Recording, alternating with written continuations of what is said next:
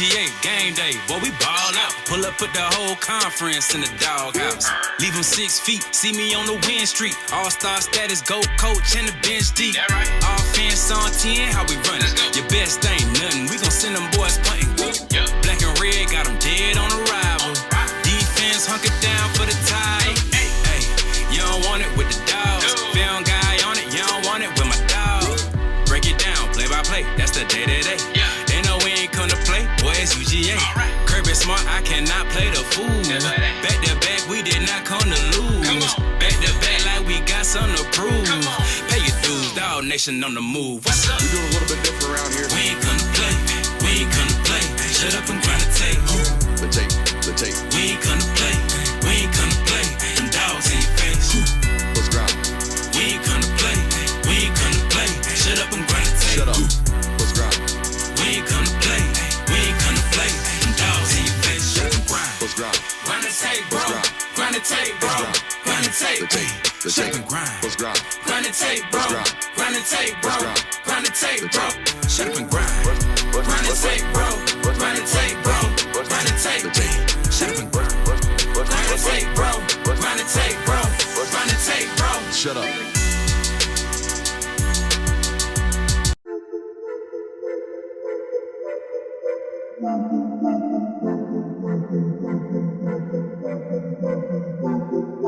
Welcome in, ladies and gentlemen, to MBR, or as we like to call it around here, Nothing But Rants, the show where I find topics that I'm oddly passionate about and I pontificate upon them. These are not hot takes, but rather takes that I'm hot about.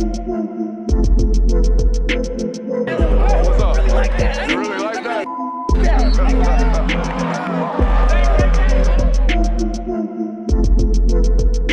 Let's shut up and grind some tape. What's up, everybody? Let me just say, it is eerily quiet in the studio right now. Right now, Brooks is obviously on his tour, doing his high school thing, seeing all the recruits, what the young talent has to offer for the upcoming football season.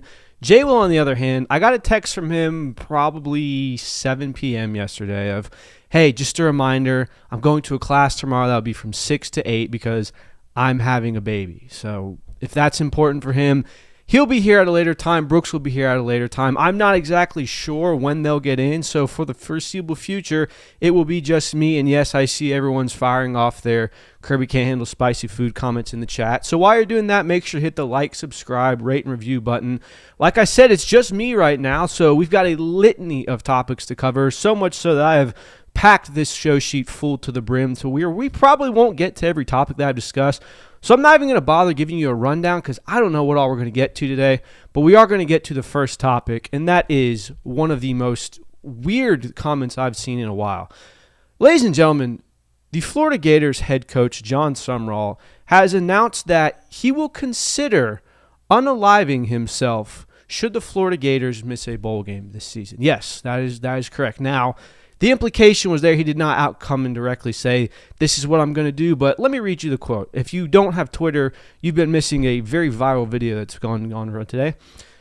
Quote, I've got an expectation to win every game we play. That's my expectation. Like, I'm not comfortable with anybody going, how many games are you comfortable winning this year? Like, anybody tells me that, hey, bowl eligible? I'm like, yeah, we better be, or I'll be on top of the stadium getting ready to do something stupid. Now, the track record for coaches threatening bodily harm in order for success is not exactly great. Shout out Mike Vrabel. But I do have to say I appreciate the consistency from Jon Sumrall because ever since he has accepted this Florida Gators head job, he has been full speed ahead on just I'm the most insane, hardest working lunatic, addicted to success things we've seen. He's talked about how he's getting 2 hours of sleep. He posted that graphic to where he's working 2 jobs when he was working with Tulane. He's talked about how we've canceled vacations for our wife. He has been the epitome of what you see on a motivation social media page. Just forget everything else. Success is the only thing that matters. And if we don't succeed, life doesn't matter as a whole. And it's very fresh for the Florida Gators fan base. I don't know if you see, but there's been a ton of momentum that's been created around that fan base. Fans are loving it because Billy Napier had a fairly passive approach to things. I'm here to say that I'm still not buying it. I appreciate the consistency from Jon Sumrall. We've talked about this before. All you have to be on this show for us to respect you is consistent. If you show us a baseline of if you're crazy, that's it. You're crazy. It can't be up and down to the point where we don't buy it. My problem with Jon Sumrall goes much deeper than coaching philosophies. It goes much deeper than the Florida Gators. It goes much deeper than all these things. And before we even get to this opinion, let me also preface, yes, I understand the school that I graduated from. I understand the school that I've covered my whole life. I understand that outside of this show, the school that I am very much a fan of. This has nothing to do with Jon Sumrall's opinion, in my opinion of him. But we've always heard the quote, the loudest one in the room is the weakest one in the room, all those types of things. And it feels very much like Jon Sumrall is kind of the embodiment of this. What do I mean by that? We all have that person we grew up knowing, or the friend who's, oh, bro, they don't want to see me in public, yada, yada, yada. I see red. I'm so crazy. I wake up and I do these things all the time. They talk all the game, and they necessarily don't back it up. Now, again, I don't know Jon Sumrall personally. I don't know him as a man. I don't know whether or not he is talking about all these things. But the fact that he is this open and this willing and this public about how crazy he is and how insane the work ethic he is and how hard he wants to win and how all these things, it comes across as disingenuous for other people. And I understand why Florida's buying into it because they haven't had this for a long time. Heck, there's more excitement around that program. There hasn't been this much excitement around this program since the last coach got there and the coach before him and the coach before him. That's not my point. The point is that I understand why people are buying it. I understand why people respect it. I'm also just one of these people that kind of believe that there's only 0.1% of people that talk like this and actually act like this. I need to see Jon Sumrall proof of concept for me to buy. And I'm more than willing to be wrong on this. I would more than be willing to come in front of this microphone and say a year from now, 2 years from now, if he's gotten this thing turned around and say, hey, listen, I was very wrong about Jon Sumrall. I assume that he's kind of doing this tough guy facade to kind of just outwardly build momentum around the program, and it ended up working out for them. But right now, I'm a little skeptical about it. That said, they've recruited very well. There's a lot of excitement around that building. They've got some really good players. Buster Faulkner's a great OC. They could be a very, very, very good team this year. They could be a program on the rise. Everyone talks about Florida as a sleeping giant, it seems. He could be the coach that wakes them up. But, again, I'm hesitant to buy it right now. I do have a bone to pick with something other than Jon Sumrall, though. It's springtime. We all know that. There's not a ton of things going on as far as college football goes other than head coaches saying certain things. Maybe a scandal pops up here or there that we talk about. But other than that, nothing too much to discuss on the field, inside the lines, inside the coaching hires. And that's the problem that I think we run into this time of year, especially as content creators. And I get it. We are scratching and clawing, finding different ways to do things. The typical way that things go is you get out of a season and you do a top 25. You do one each week for the regular season. You do one post-regular season. You do one heading into the next season, the way too early top 25. Spring comes around and you do a pre-spring top 25. Then you do a post-spring top 25. We're at the point now where the post-spring top 25s are here.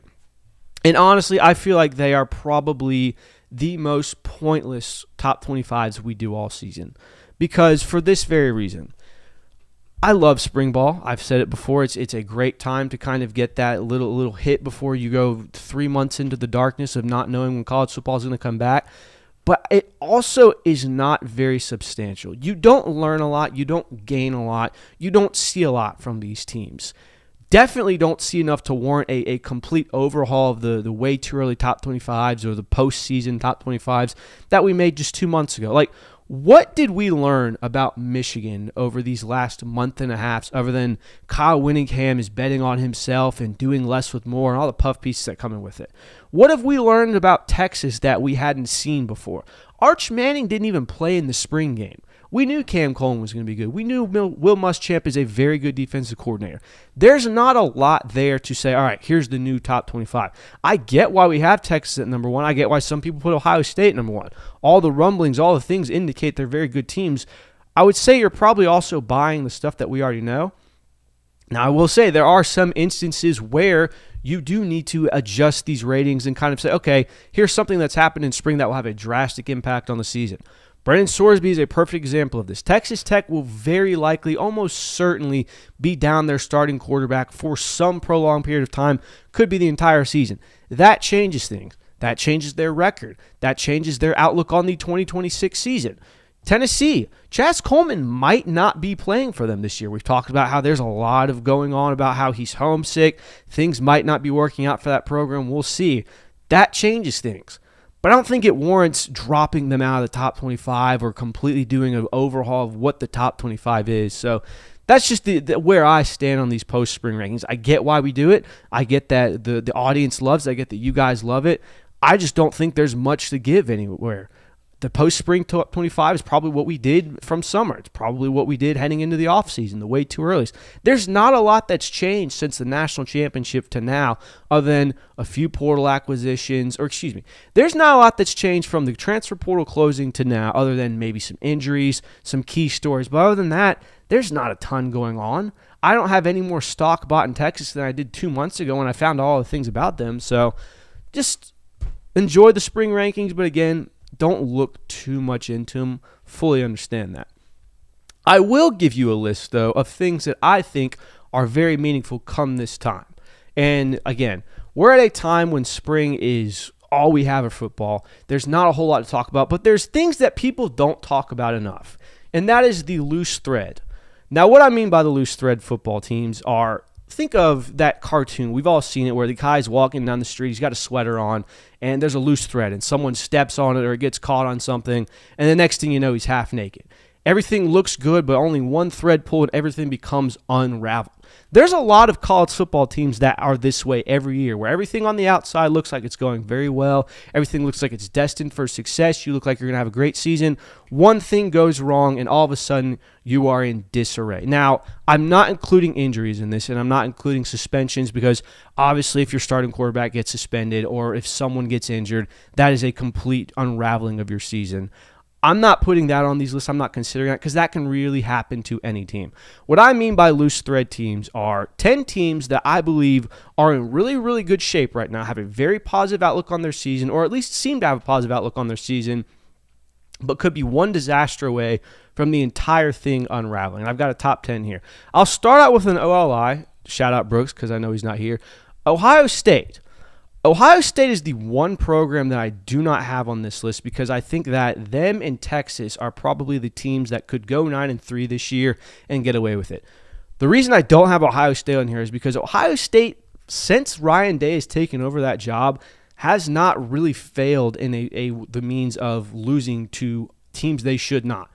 If Ohio State goes 9-3 this year, it'll be because Michigan got them, which is embarrassing, yes, but it's not anything so egregious. Or Texas got them, things like that. Texas' 9-3 last year is completely different. You get in shootouts with Mississippi State, Kentucky, you lose to a 4-8 Florida. That's a bad 9-3. I don't see Ohio State being able to do that, so I have them as the OLI. Number 10 team that I have, and this might surprise a lot of you, the Georgia Bulldogs. Georgia is a program that by now has earned more than enough benefit of the doubt under Kirby Smart. That team has not lost more than 2 regular season games since he's gotten there, since the 2017 season. They've been in conference championship after conference championship. They're 5 in a row now. I think they've won 3 of the last 4 SEC championships. They've made all the playoffs since the 12-team format became a thing. They are a fantastic program. They deserve the benefit of the doubt. But has anyone considered what might happen should you lose to Oklahoma? And I'm not saying that they will, but look at it this way. John Mateer is a very, very dynamic quarterback. That Oklahoma defense could cause a lot of issues. I don't think it's fair to say that Georgia will lose to Oklahoma, but I don't think it's fair at all to assume that that's an automatic win for them. Say they lose that game, and all of a sudden you're looking at a road trip to Mississippi State, a road trip to Tuscaloosa, a road trip to Ole Miss, a road trip to Tuscaloosa, Alabama that you haven't won there since 2007. And not to mention this, and this is why I have them on this list for this sole reason, and maybe I'm biased in this. That fan base tends to find ways to unravel things more so than ever. And shout out to Kirby Smart and the program because they've kept that on the outside. But let Oklahoma beat Georgia in Athens in Week 4 and see how quickly that fan base wants to fire Mike Bobo, bench Gunnar Stockton, fire this coordinator, say that Kirby Smart might not be the answer here. We might not win another title so long as he doesn't change things. It happened last year. We saw it on Twitter. Alabama walked into Sanford Stadium after Georgia had won 30-some-odd games there, ended that streak, and all of a sudden, bells were ringing, sirens were going off. Again, the reason Georgia's at 10 on this list is because Kirby Smart and his program have done such a great job of keeping that outside, but the thread is still there to be pulled on. And if you lose a game like Oklahoma, or not even going to say it, but maybe Vanderbilt, or you don't even have to lose those games. You lose to Alabama. Auburn's hasn't been easy. Florida's given you some troubles the last few years. Heck, Georgia Tech has been a 3-score game 3 years in, or excuse me, a 1-score game 3 years in a row. I know that sounds weird to mention, and Georgia Tech is probably going to be down this year. It's possible. So they have our number 10 thread team for me. The number 9 thread team that I have for you, the Miami Hurricanes. And I have Miami on this list for a sole reason. They've been a thread team the last 2 years. They've been 10-2, find ways to lose games that they should not be losing, have no business losing. It just so happened last year that they beat a team that got them into the college football playoff, and the rest is history. But they have very much come close to unraveling, especially in the latter months of the season. I think October of last year, they lost 2 games. Overtime loss to SMU and the embarrassing loss to Louisville. They could pull threads on that. I'm looking at their schedule right now. It's very easy on paper. There's not a lot there. They'll start out 4-0 before they make a trip to Clemson, a team that we necessarily don't think is very good. They should beat Florida State. They should beat Pittsburgh. The schedule on paper is 12-0. Honestly, though, the schedule on paper has been 11-1, 12-0 the last 3 years, and they've found ways to go 10-2 in that. So I have Miami as a loose thread team because if you lose one of these games, they're probably going to lose another.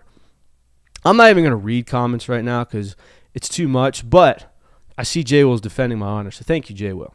My number 8 thread team, and I have them as this list not because necessarily they have a high outlook on the season, but I think it could get ugly very, very fast. It's the Tennessee Volunteers.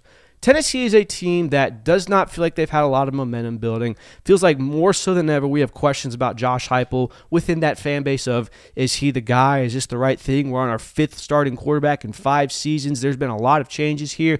We peaked in 2022, and there hasn't been the same results since.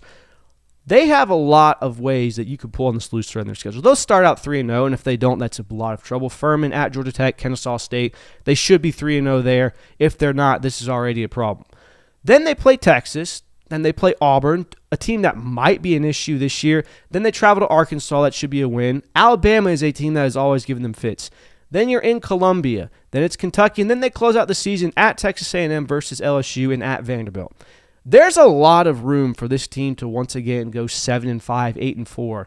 And I think if you get off to a rough start this season with a bad loss to Texas or Georgia Tech, things will start to unravel very, very quickly for that program. And you could see the fan base shut it down, honestly. Like, I don't think Josh Heupel's on the hot seat by any means. I don't think he should be either. But there is a world where things necessarily get ugly enough that serious questions come into play about this. Hey, Wonk. Number 7, I have the LSU Tigers for obvious reasons here. There's a lot of hype. There's probably more momentum around this program than many other college football programs this year. Lane Kiffin's coming to town. They're spending money out the wazoo. They've got all the resources, all the bells and whistles. It's finally going to be a championship roster in LSU once again. Baton Rouge is back. But there's also a lot to go wrong here. I'm not going to list the Clemson game. I don't see them losing in Baton Rouge to a Clemson team that I think will be severely outmatched. But they go to Oxford this year. And if you don't think that is going to be the most hostile environment in college football this season, you are out of your mind. They play Alabama, and that's never easy. They're at Tennessee. They play Texas. They are at Texas A&M. They play Texas A&M. There's a world where 8-4, 9-3 happens for LSU, and there's a world where they get off to 2 losses fairly quickly. I'm not saying that Lane Kiffin is a bad coach. I'm not saying that Lane Kiffin can't get them to the college football playoff this year. But I think we should remember, outside of 2025, which we all agree is his masterclass season, it's his best year yet, Ole Miss teams under Lane Kiffin had a tendency to look really, really good, and then a random Saturday in November, you look up and it's like, why are they losing to this unranked team? Oh, they've squandered again. Ole Miss is 10-2. Ole Miss has gone 9-3 this year. They've found ways to get themselves out of the college football playoff because of their play. I'm not saying that's going to be what LSU does this year, and we've seen Lane Kiffin prove that he can avoid those upset losses, but there's a real world where LSU goes 9-3 this year. And I don't think things are going to unravel to the point where they're going to fire Lane Kiffin, but I think you could have a massive whimper in 2026 based on the hype that has been created around this program. So I have number 7 for LSU. Number 6, the Texas A&M Aggies. Texas A&M is my key loose thread team, and it's why I bet against them all of last year, and they proved me wrong, and I will admit that once again. They proved me very wrong last year. But Texas A&M is kind of the poster child for the loose thread teams where things look really, really good for the first 5-6 weeks of the season. We're starting out strong. We're undefeated. We look like a top 10 football team. And then by November, we've found a way to go 9-3, 10-2. Texas A&M is very much so this, and the schedule is perfectly crafted this year for them to do that. They start out with some pretty easy games. Missouri State, Arizona State, Kentucky. At LSU is going to be their first challenge, but you can lose that game. It's a 12-team playoff on the road, top 10 opponent. They can lose that game. The last 5 games of the season are where I think that they'll unravel if they do. At Alabama, at South Carolina, Tennessee, at Oklahoma, versus Texas, a team that's had your number for a long time now. The last 5 games of Texas A&M's schedule this year, theoretically and feasibly, have 3 losses on them. They might win all those games. They couldn't. If they do, that'll be a very impressive feat, and they'll be a top 10 team, no doubt. But Texas A&M, given the history of that program, excluding last year and kind of including last year because of what happened in Texas, Texas A&M is a loose thread team at number 6. Number 5, I have the Notre Dame Fighting Irish. Notre Dame is a team that it feels very much like a formality for the regular season. Everyone's looking at them, looking at C.J. Carr, looking at how great that quarterback room seems to be right now, and talking about how, yeah, they'll go 11-1, they'll go 12-0, they'll make the college football playoff. We have the memorandum of understanding. There's no way they miss it. Just get them to the dance, and we'll see what happens there. They're kind of an afterthought in that regard. But we've seen Notre Dame lose games they should not lose. We saw it against Marshall and Marcus Freeman's first year. We saw it against NIU in 2024. Credit to them last year. They didn't do it, but they lost 2 of their most important games. Looking at this schedule right now, there is one team on here that's going to be ranked preseason. It's Miami. If Miami comes into Notre Dame and wins that game, and you're 11-1 with a bunch of nothing on your schedule, I'm not necessarily sure that that's enough to get into the college football playoff. And God forbid you do one of these games where you lose to a Michigan State or Purdue gets you or Bill Belichick finally puts on a coaching masterclass and you lose those games. Then all of a sudden you're fighting for your life. Then all of a sudden 10-2 will not get you in because it didn't get you in last year. So I think Notre Dame is a thread team in the regards of their schedule is so crafted to where you got to have to go perfect. And if you don't, you got to have 11-1 with a really good win. You got to beat Miami. So Notre Dame is number 5. And we're at the halfway point, so I'm going to take a sip of water because talking for 21 minutes straight is a lot of work. Shout out, Brooks. I didn't realize it's not necessarily hard to do this. It's just a lot to it's hard on the saliva glands. So give me a sec. Much better. All right. Number 4 on the loose thread list, and this one feels a little bit obvious. It's Texas. Texas opens the season with Texas State, but we know that their first real game of the season against Ohio State this year when they come to Austin. You can lose that game. We've talked about this. There's going to be a lot of grace this year for teams because they've gone to a 9-game SEC schedule. We've seen that. You can theoretically lose to Ohio State and not have your season unravel. I don't think their season unraveled last year. It's when they lost to Florida and they looked pedestrian against other teams. They go to Knoxville week 4, an environment that we know is very, very difficult to play in regardless of the team that's there. We know that's an environment that Steve Sarkisian and the Texas offense has not been in. I don't think Arch Manning has played in an environment that hectic. I know he played in Texas A&M in his freshman year. He played a couple of snaps, but he didn't start there. He didn't play a full game.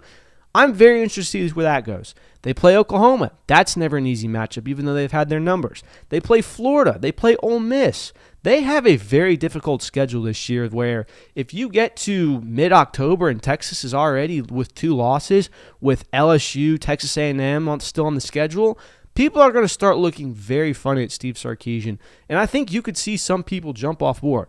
We didn't necessarily get to see it from the Texas fan base last year because everyone was so tuned into Arch Manning. The entire national media was beating this kid up.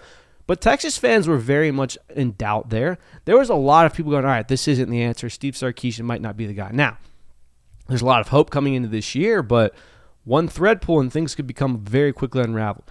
My number 3 team for loose thread teams is the Alabama Crimson Tide. I think this is the epitome of loose thread teams where they've built up a lot of momentum. Kalen DeBoer, the first 2 years of his career at Alabama, has ended both seasons in very dramatic and ugly. Hey, Jay Will's here.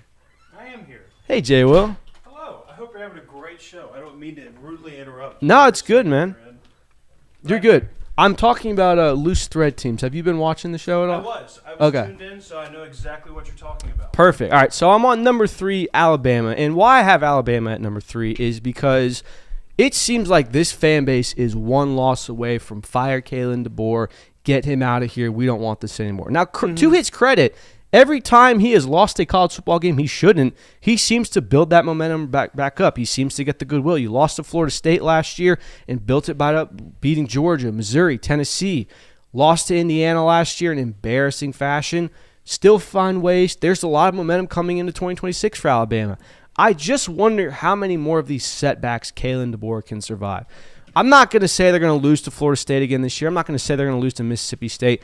They'll probably be 5-0 by the time Georgia rolls into town. Mm-hmm. But what if Georgia gives them another whipping? What if they lose to Tennessee on the road for the third time this year? How quickly are fans going to jump off the Kalen DeBoer bus? And if they do, can he get that momentum back? Yeah, I think the big thing to focus on for Alabama is it's not just the losses that they've endured at Alabama under Kalen DeBoer, but it's the style of losses that they've had to go through. I mean, they got beat the crap out of them by Indiana. Same thing happened in the SEC championship game with Georgia. I mean, -3 rushing yards. The Vanderbilt loss was an absolutely brutal one. It's just the style of losses that they have that match these other moments where it looks like maybe this might be one of the best teams in the entire country, like when they beat Georgia in the regular season during the 2024 season, or other moments like that where, again, like even in the 2025 season, like there's moments like that, but then you also have these blunders and these moments where it looks like nothing is working, everything is out of sorts. Where do we go from this? These things didn't happen. And so there's these consistencies with winning in style, and there's also these consistencies with losing in utter chaos and other like inexplainable type of losses. Yeah, no, for sure. That's why I have them at number 3. My number 2 loose thread team, and this one feels obvious, it's the USC Trojans. I feel like the last 3 years, the entire existence of the Lincoln Riley era at USC has kind of been, we're just waiting for them to get over that edge. We're waiting for them to take that next step and bring this program back to the world it was 20 years ago. I don't necessarily see that happening this year, but that's not even why I have them as a loose thread team. They're going to be 4-0 heading into Oregon. They're going to host Eugene. They're going to host the Oregon Ducks. They might lose that game, but that's not where the threat is. It's Washington, at Penn State, at Wisconsin, and then you close the season out with at Ohio State, at Indiana, Maryland, at UCLA. If Lincoln Riley gives you another 8-4, another 9-3 this year, I don't know how much more the fan base, the boosters are going to take of that. Like, he is very much, and he's done this to himself, where he said, it's finally our window. It's our time to finally compete for a national title. It's finally our time to reach a college football playoff. Never mind the fact that we had a Heisman-winning quarterback. Never mind the fact that I've had 2 or 3 top 15 recruiting classes since I've been here. Now is the time. And if the time isn't now for Lincoln Riley, I think things are going to really become unraveled for him. It feels weird to say, because we're, 3 years into the Lincoln Riley at USC time? Is it more than that?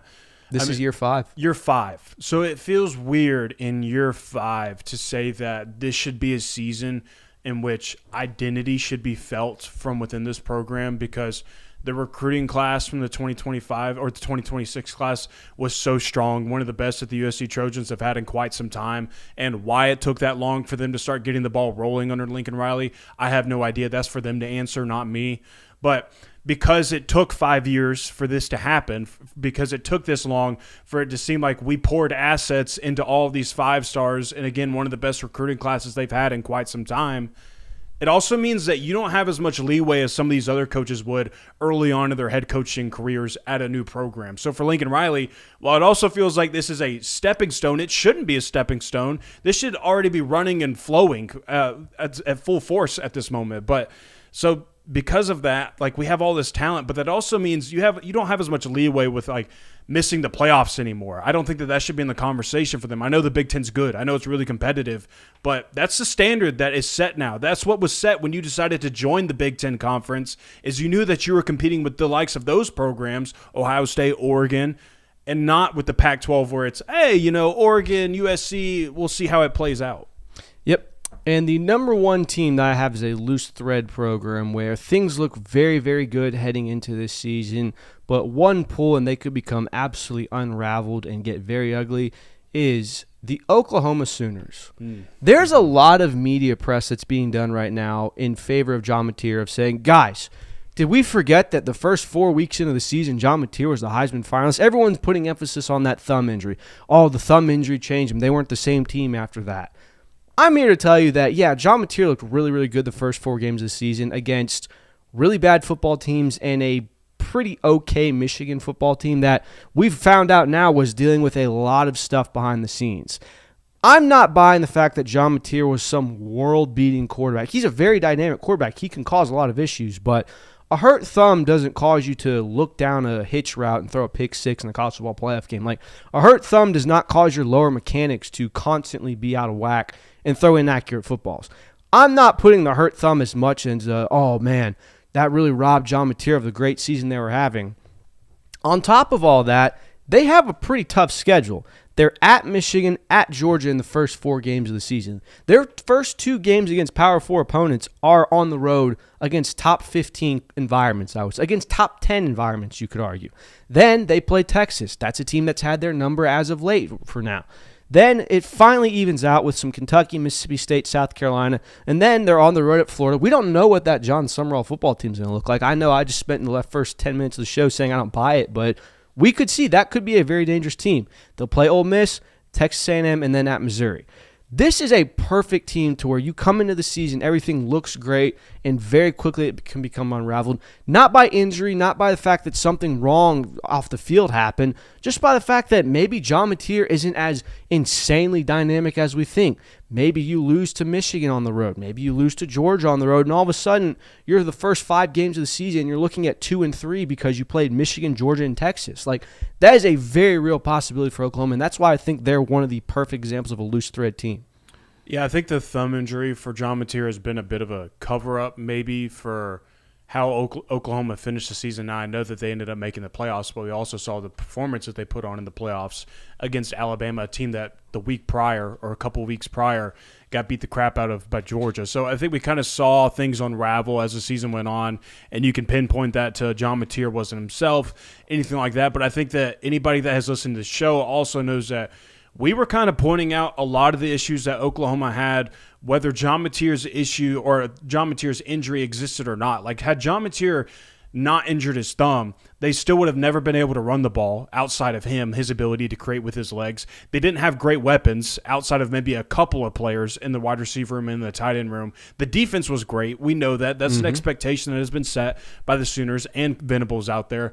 But the offensive line couldn't protect. There were so many other issues with the offense outside of John Mateer not being himself for the last 7 weeks of the season. And I don't know if all of those issues are just going to get solved within one offseason. And they might. They very well could. That's not saying it's impossible for it to happen. But my whole thing with Oklahoma going into this year is I don't care how great John Mateer is. We have to clean up those mechanics for him. We have to give him a run game. We have to give him better weapons. Like, we got Parker Livingston from Texas. Like, are other pieces, though, going to fall in place for him? Those are all the big questions. And if those still exist, then I don't know that this is going to be a step further for Oklahoma this year. I think we might just see them reside where they were last year. Yeah, so those are my top 10 loose thread teams. I hope everyone enjoyed that. So, I mean, I feel like that's a better way to go about this than just slapping a post-spring top 25 where we don't really know anything. We just reiterate the top. Not a fan of those, huh? Not a fan, and I'm not throwing any shade at anyone who's done them the last week, but it feels very much like there's better ways to go about doing content for our audience. Yeah, I mean, to give my 2 cents on that subject, like, top 25s for people who are in our career and who are doing what we're doing, generating content around college football. There is nothing better than to release a top 25 at this point in time and give a whole bunch of talking points and pour out your own opinions about 25 teams in the country, or even more than that with the teams that you left off of. It's pristine content for the offseason, but should it hold any weight? Probably not, because, I mean, if you go back and look at some of the pre-spring or post-spring rankings from last year, very different compared to how they ended up last year. I would say a good many of them probably didn't even have Indiana in the top 25 or didn't even have them anywhere around the top 12 for that matter, and they end up winning a national title. So, it's just a good way to generate talking points, but it's nothing to hold like substance for sure. Now, there is something that we do hold very much substance in, and I think this is one of the few times that we've had it this offseason. He's been a little quiet, but Paul Finebaum says he's making a ferocious return tonight. Did you check the show sheet? Do you know what this is? I checked it earlier today. I can't say that I know what you're about to talk about, though. Paul Finebaum says that the Brendan Sorsby scandal, the gambling scandal, is just the tip of the iceberg for college football. And honestly, this might be a Paul Finebaum says moment where I agree with him most. And the quote to go with it is this: I believe this is the tip of an iceberg. This is a story that a lot of people have been waiting on to happen. A couple years ago, the head baseball coach at Alabama bet on games. He was fired immediately, and the story went away. But this is such a big story. And honestly, it is. He's right. You and I both attended a college in the South. A school, by the way, a state where sports gambling is illegal. And I think we can both attest that we saw many, many, many times college-age students gambling on sports. A crime nationally, not just a violation of the NCAA. So I can tell you that the likelihood that Brendan Sorsby, the guy who has allegedly been making thousands and thousands of bets over the last 2 years and is the one guy they caught, he's probably not the only one to be doing it. Definitely not the only one to be doing it. Now, I don't know if many of them were doing it to the caliber of Brendan Sorsby, where we're placing as many bets as we were or as he was, or we're going to Major League Baseball games and betting on balls and strikes. Like, I don't know if anybody was doing it to that magnitude. But, I mean, look, we've seen it in professional sports. So to think that there aren't college kids that are betting, one, on their own games, but just betting in general and maybe have an issue with it, like an own problem with it, I mean, then I don't think you're very aware of your current climate of sports right now, because like we're very aware of it. Like, it is everywhere. Everywhere you look in sports, it is there. It is available. You are told that this is something that you should be doing. It is more important that you also should be paying attention to it. I mean, what are the biggest talking points leading into games every single week? Hey, what's the spread? What's the over-under? What does Vegas say? Oh, they think so-and-so is favored? That's very, very interesting. I thought the other way. Like, everything is geared around betting. And so it's almost impossible not to succumb to that and to not be a part of that culture. So, yeah, I mean, I would say it's a tip of the iceberg. And I mean, it's unfortunate that he's the one that is at fault of this, and that it's probably going to cost him his final season of college football. But I think this is something that is probably going to be like, hey, this is what's happening at Texas Tech. You might need to get your stuff together. Other programs, other college football players, other college athletes. We're not even just talking about football now. I mean, this applies to any college athlete right now. Yeah, I mean, you're even starting to see the message boards pop up. Oh, I heard so-and-so was gambling on these games, and I'm getting sources telling me that this player was betting on this team and things like that to kind of begin the rumor mill, because you see how much trouble these players can get in.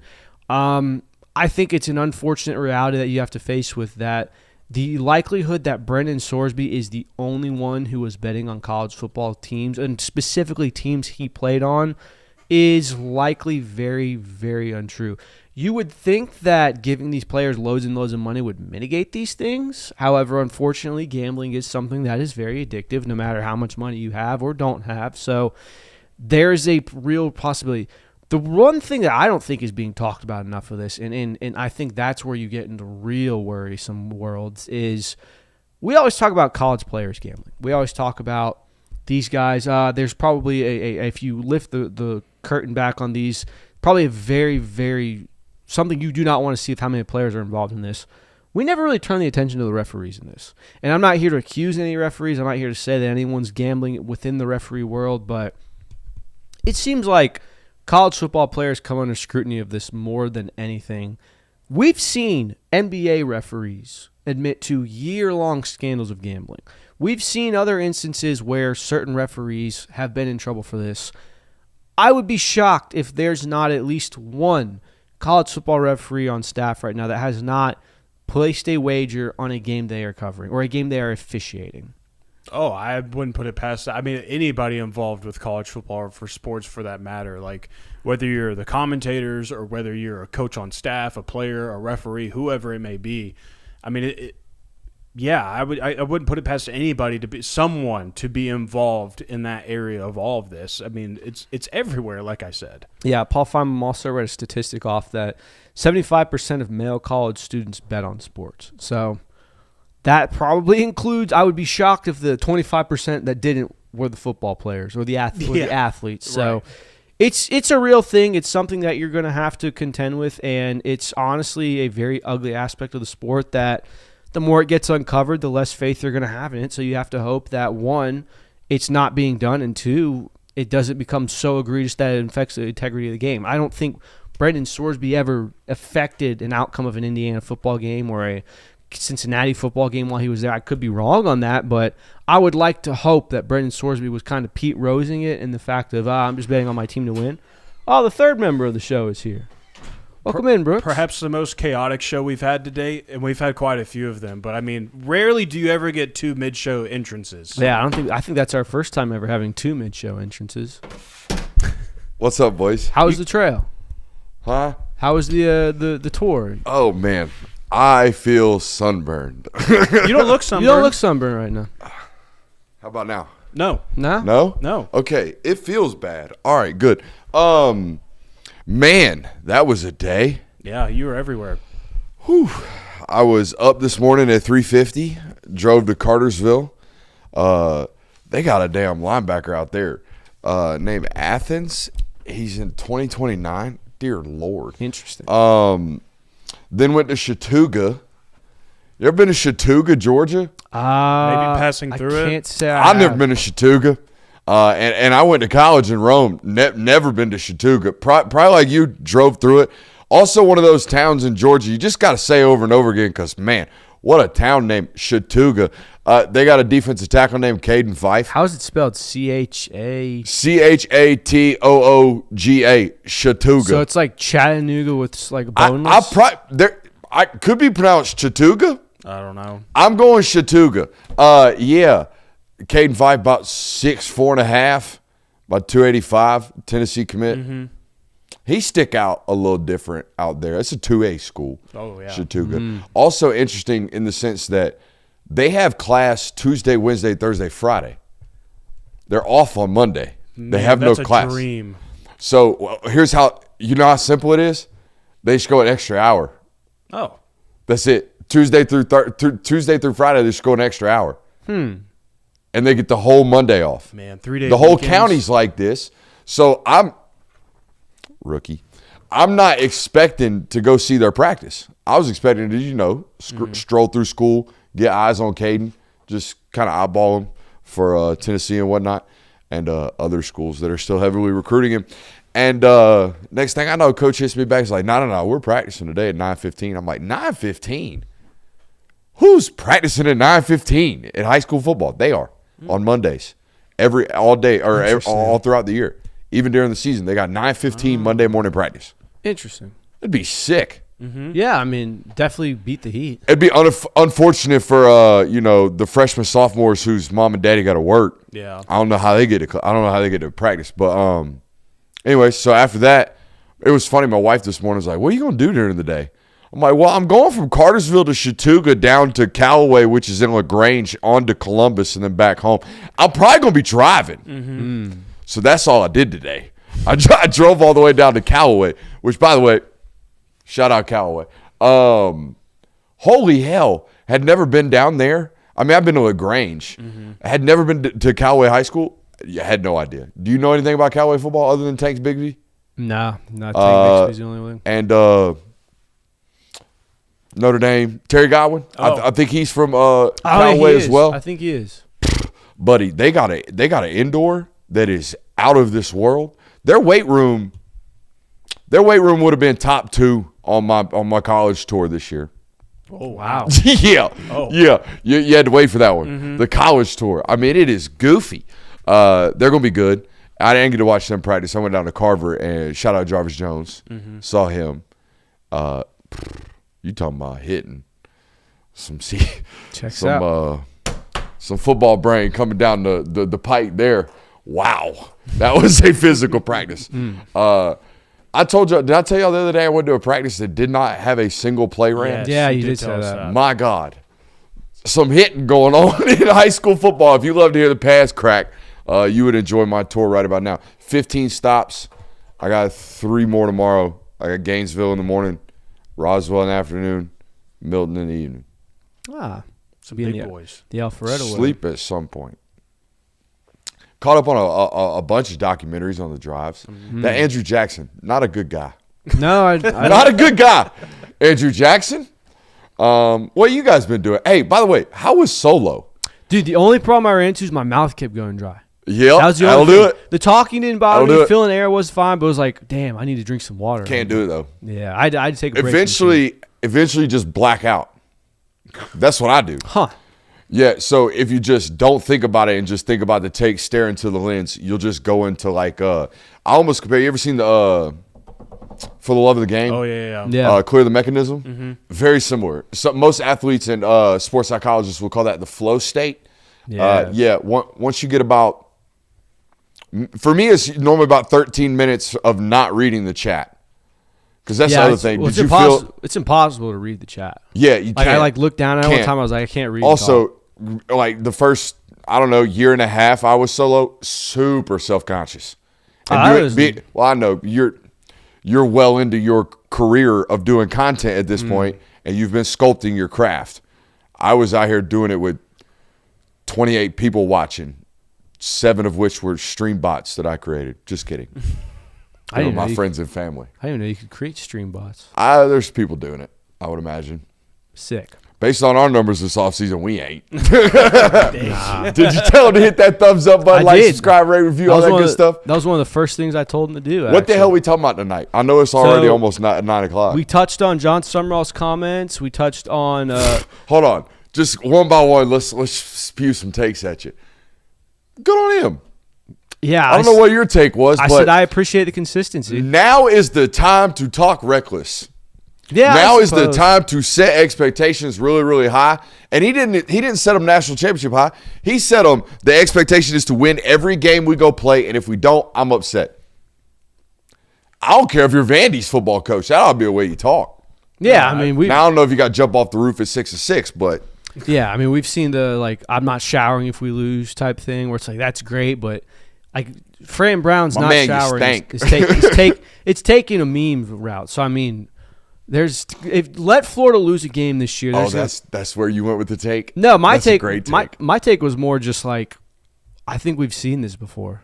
Not necessarily in this form, but we've all seen guys like this where they just talk about how insane they are and how driven they are by their craft and how they don't sleep and all these things. Like, I need some proof of concept before I buy into all that. Wait a minute.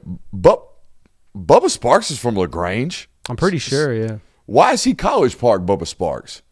With the booty rocking everywhere. By the way, Bubba Sparks, friend of the show. Yeah. Dog fan, listens to the network.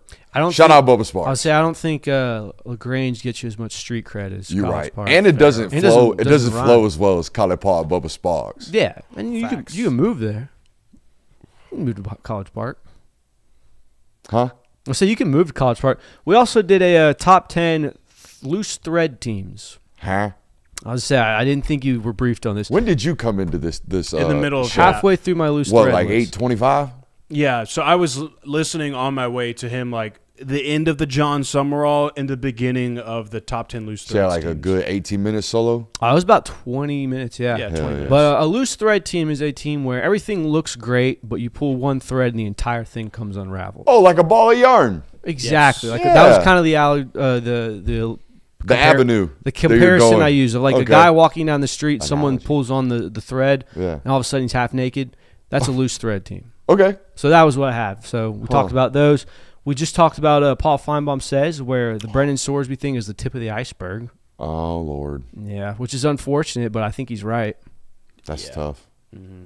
And now we are moving on to, there's some infatuation with returning snaps percentages. Like CBS put out a big article on this, and everyone's eating it up and talking about how important it is. Yeah, Maryland's top 5, right? Yeah, I think it's such an overplayed My Terps. Yeah, go ahead, man. Your Terps. Like, let me read you the top 10 of teams that are for the returning production. This is returning snaps. Mm-hmm. So if you played a snap last year and you're returning this year, that's your percentage. My wife asked me what time I'm going to get home. Honey, I'm giving takes. Check YouTube. All right, number 1, Notre Dame. That's great. That's fine. I'm fine with that. 2 Maryland, 3 BYU, 4 Virginia Tech, 5 Georgia, 6 Stanford, 7 New Mexico, 8 Delaware, 9 Air Force, 10 USC. So for returning snaps, does that include like if I played 60% of snaps at Tennessee last year and I'm now at Virginia Tech, does that add into returning snaps? Terrific question. Probably not answered in your article. Because Virginia Tech, them having that higher percentage of returning snaps makes me think that is included because they took some players from Penn State. I don't know. The article just mentions true media analysis and production metrics, so it's using Bill Conley's. So Okay. Jonathan, sorry, ADD's getting me. I am going to donate all of my flags and we're going to put them behind you. No. I've got it solved. Okay. I've got it solved. You got a week. By Thursday. You got 24 hours. No, I'm just kidding. You said a week and I get 24 hours. By Thursday. By Thursday? What there is will it? be thing. It's a surprise. You guys. It's honestly not your fault that he is. I mean, he's gone. Every week I feel like I look up and there's something new over there. Yeah, I mean, I don't have a Power Ranger But who am I to hanging talk? around or Look at the nonsense I got going on around here. I mean, I even dug through my house this weekend trying to find things to put up here, and I just don't have things that belong up here, you know. So, It's but understandable. I have solved the issue. You don't have a milk towel? I don't. I don't Yeah, have dude. a chocolate milk towel. We got a 12th man towel and an Indiana towel, and it's all about the I U guess towel. nobody sees that. No one does see that. That's why I'm offering it. You don't have like an old jersey you can hang up there? I don't know. I don't. Like you don't have any of your old like rec league jerseys or anything? No, I don't want to hang my 9U baseball jersey up here. That'd be Bro kinda got sick. the upward jerseys on the wall. No, I don't want have, to like- be that guy. I have like all my jerseys still are in my closet. I think I put them in a space bag. But yeah, that was kind of the thing we're talking about. I don't understand why so much is put into returning snaps, returning starts, returning production. Like it seems like such an irrelevant statistic. And by the time we get to like week 5 or 6, it's irrelevant. No one talks about come middle of the season, well, they're returning a lot of starters last year. Like everyone's made starts by this point. Yeah, week 2, 3, sometimes 4, the first week of the season, yeah, it means a lot when you have players that have seen it before. But by the time you get to the college football playoff, in the meat of the season, no one's talking about how many snaps these guys have played. Unless you're using it as an excuse because you have a young football team. One thing I would say is like quality snaps returning would be something I would want to know. And I don't know how you would ever establish that unless you're a PFF believer, Right. which I'm a denier. Like stars coming back is big when you have like a key player and Yeah, all these like- things. But I don't know. Like I don't here- want to derail the segment, but like I'm trying my best to watch Lenore Sellers from a year ago, and it's painstaking. But it's not. I don't think it's all on him. Where we're going to return most of what we had last year with a couple of new pieces, Right. offensively, and no back. Do we have a back at South Carolina? Do we have I'm a not back? sure. Okay. But I am bullish on what Kendall Briles is supposed to bring over. So I'm probably going to just dip out from watching South Carolina offense at 25 and just go watch Arkansas KJ Jefferson because that's what I think is coming. I think what we're about to watch is a twitchy version of KJ Jefferson. but like How do you project that? Yeah, I don't know. But like here's the other thing I have. Like Auburn is 115, Kentucky's 108. There's other teams at the bottom of this list. Like Penn State is 126 on this list. I think it's fair to assume that all 3 of those teams are going to have But- better seasons than they did So, last like, year. how is Penn State so damn low on this list when they brought over like 45 Iowa State guess it's- Cyclones? I guess because it's returning production for snaps you played on that team. So who is our other team that we mentioned with this? Virginia Tech. So how did he just keep the core of Brent He must Pry's have. 3 and 9 roster? He must have, I guess. Huh. I don't know. I mean, yeah, Very peculiar list, these returning production things. I also chopped them up as pretty irrelevant considering even the best of the best rosters turn over a 50% exactly. rate. Like Ohio State I don't is really care. 11. Ohio State's returning 56% production on this list. Like Yeah, That's- that's annual. exactly. Just like Georgia. I mean, at most of these places, it's closer to 65, 70% turnover at some of these places. Yeah, I feel like that's snap percentage, like returning snap percentage, is more of a metric that you use if you want to explain why you don't think a team is going to be as good. I don't think you should be using it as a metric to explain why you think a team will be good, in my opinion, because you might be returning 90% of your snap percentage last year, but it'll mean a hill of beans if those players aren't very good. Right. I mean, and we've seen this time and time again, and I think we went on a list of like I went through the last 10 seasons of top 5 returning production. Almost none of those teams did anything good outside of Michigan last year. Watch out for my Maryland Terrapins. Yeah, add it to the list of 100 teams that are your. Bro, chill out. You're my so-and-so. You just got to take a stab on a take every once in a while. Just like the other night when I asked about the Louisville Cardinals, like, why nobody talking about my Louisville Cardinals and my Miller Moss? Hey, bro, Miller Moss is in the NFL. Yeah, Oops. he's not there. My bad. That's on me. Yeah, sometimes I got a lot of things going on right about now. Sometimes you can't cast a net that's too wide. All right, next topic we have. Did you see Mario Cristobal's comments today? I did see this. So Mario Cristobal had a meeting with On3. By the way, sources indicating we are working on an extension. Potentially. There you go. Deserves one. I was just saying that. Mario not being a top 10 paid football coach right now seems weird. Yeah. Especially with the amount that program is shilling out dollars.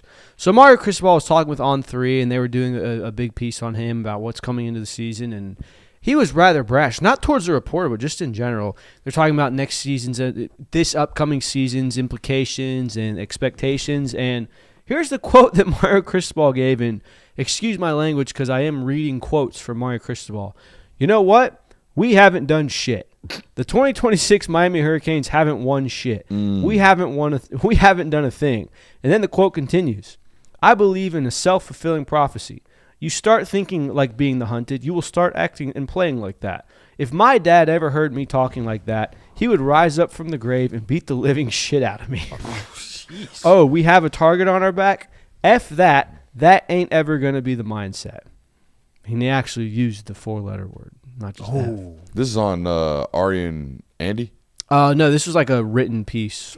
So this is with Chris Lowe. Yeah, it was just Chris Lowe. Yeah, they got a rotation going on out there, man. Yeah. They turning these suckers out. Yeah. They're doing a great job. But no, I mean, shout out to Mario Cristobal because, I mean, that's the mindset you have to have. Well, and it's like. Just to remind everyone, I think one of the hardest quotes Kirby Smart has ever delivered in a public microphone in a public setting was, "We will not be hunted at the University of Georgia." Mm-hmm. That went hard. When he said that, I was like, oh, it was right after the first national title, right? Correct. It's right before they won the second. Yeah. I'm with it. Now, you didn't have to – it's pretty colorful the way he said it. My dad would beat the shit out of me. And then drop the F word. Yeah. It's on the wall, Mario. And it's a foolproof quote because he's not wrong. What he's saying is entirely true of this year's team hasn't done anything. It doesn't matter what we did last year because we have a new set of players. We have a new roster. These players have to go out and make their own history. So it's a foolproof quote. You can't poke holes in it. He's saying all the right things. That's how you do it. Maybe with some less colorful language, though, Mr. Cristobal. I also appreciate the fact that he's not letting the narrative around their college football playoff run be what decides that team's fate. Mm-hmm. Like the fact that Miami went on a incredible run, one that no one expected them to. No one expected them to beat A&M, Ohio State, Ole Miss, and then make it all the way to Indiana. No one expected them to do all that. The fact that they did all those things, people are very, very high on Miami coming into the 2026 season. Understandably so. Mario Cristobal is pushing back on all those things, which I agree with. I don't think Miami needs to be put on this absolute pedestal right now because of what they did last year.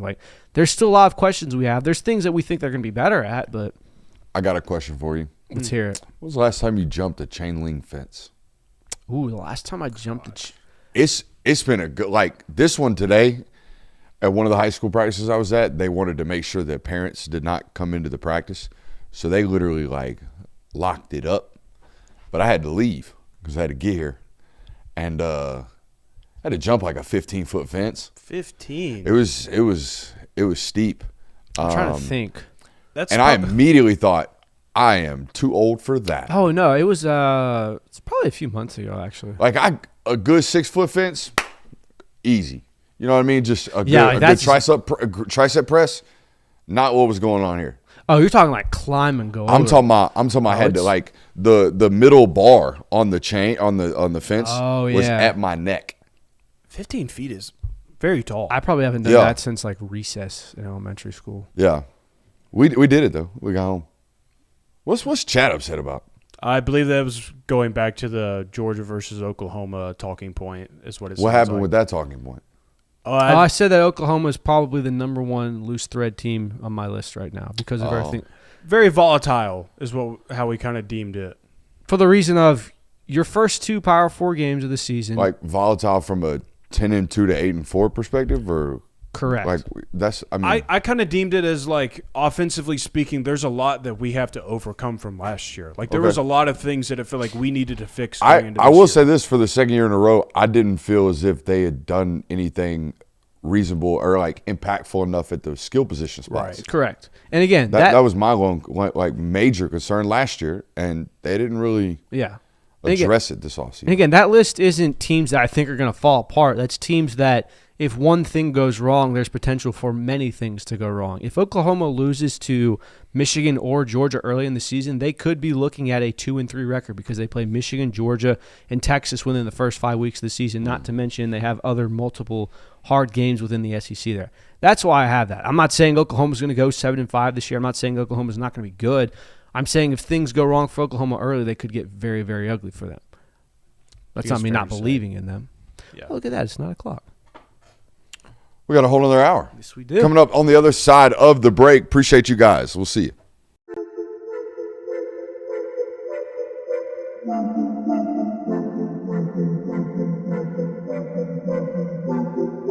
Welcome into Talk the Dog, the show where we find a bone to pick and a take to give. These are not hot takes. These is dog takes.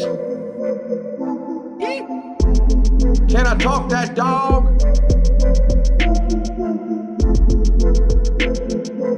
What's up? Really like that. You really like that?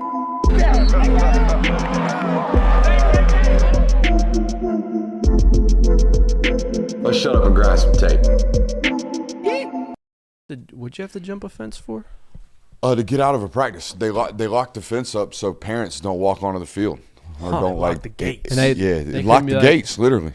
You can be like, hey, Brooks needs to leave. We got to unlock the gate for him. No, I didn't want to stop practice. That's fair. So I did my thing. So they have hold on. So the entire field is wrapped around a 15-foot tall chain link fence? Yes, Jonathan. Interesting. I'm trying to even okay. You guys, I have too many questions. You guys be careful. That's my. So you mean to tell me while a practice was going on, a group of high schoolers looked over and was like, "Hey, there's the film guy scaling that fence." Well, it's honestly it's brash of you to assume that high school children know who I am, or what it is that I'm. That's doing even. there. What the hell is that guy doing on the fence? What's the random person doing jumping, scaling that fence over there? Leaving quickly. No, it was Did you have your camera with you? And violent practice. I don't carry cameras anymore. I take my phone. Okay. No headshots. We ain't doing none of that. I'm right there with the phone. I find that my phone shoots video far more compatible to these college coaches' downloading systems than the big mega camera. Yeah, your phone can do just about anything you want it to now. Mm-hmm. It is pretty universal. Yep. I do want to talk about this because I tweeted about this, and it seems to be like one of those ones that looks like it's going to bang. They all seem to do relatively well nowadays. Shout out to you guys. At Brooks Austin BA on all social media platforms. I've been doing this 6 years now, where I go see almost 40 high schools in like a month time space. 4 weeks. It's really not even a month. It's like 25 days. And at this point, I think I've seen from the 2019-2020 graduating class to, what is it, the 2030s now that are practicing? Yeah. Ew. Right?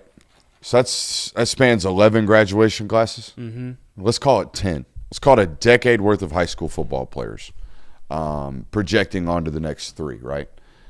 The amount of times, because we cover Georgia. We live in Georgia. This and I would imagine the metros in Texas are the most highly recruited areas in all of America. I believe that to be true.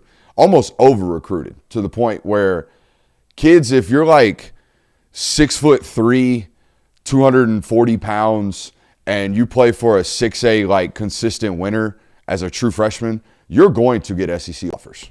And it has nothing to do with whether or not you're actually going to be SEC good by the time you're a senior, but they feel like they have to get in early. So they get in early, and it's a projection offer is what it is. But what I see so often is that I just handed a 15-year-old the idea that Georgia thinks he's good enough to play there.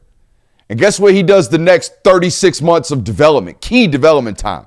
He kicks his damn feet up, and he's lazy, and he don't get no better, and he don't practice hard, and he don't do nothing. And guess what? That was like 2020, and I would see that crap. So now what do you think they're doing? In 2025, 2026, when the idea that I am a freshman who gets an offer from an SEC school, or God forbid, Ohio State or Georgia or Texas or Alabama, then all of a sudden, not only do I think I'm SEC Power 4 good, Big Ten good, I think I'm worth $800,000 off rip because my damn agent's telling me that. It's gross. Honestly, it's gross from a standpoint of like, when I see it, it hurts. It hurts because all you were was potential. And I used to have a football coach, Robbie Ross. I love him to death. He used to say, you know what potential means? And I'm sure he stole it from some other coach. You know what potential means? Potential means you might be good, but you ain't shit now. And he didn't say it like that, but that's the way he meant it. And that is God's honest truth.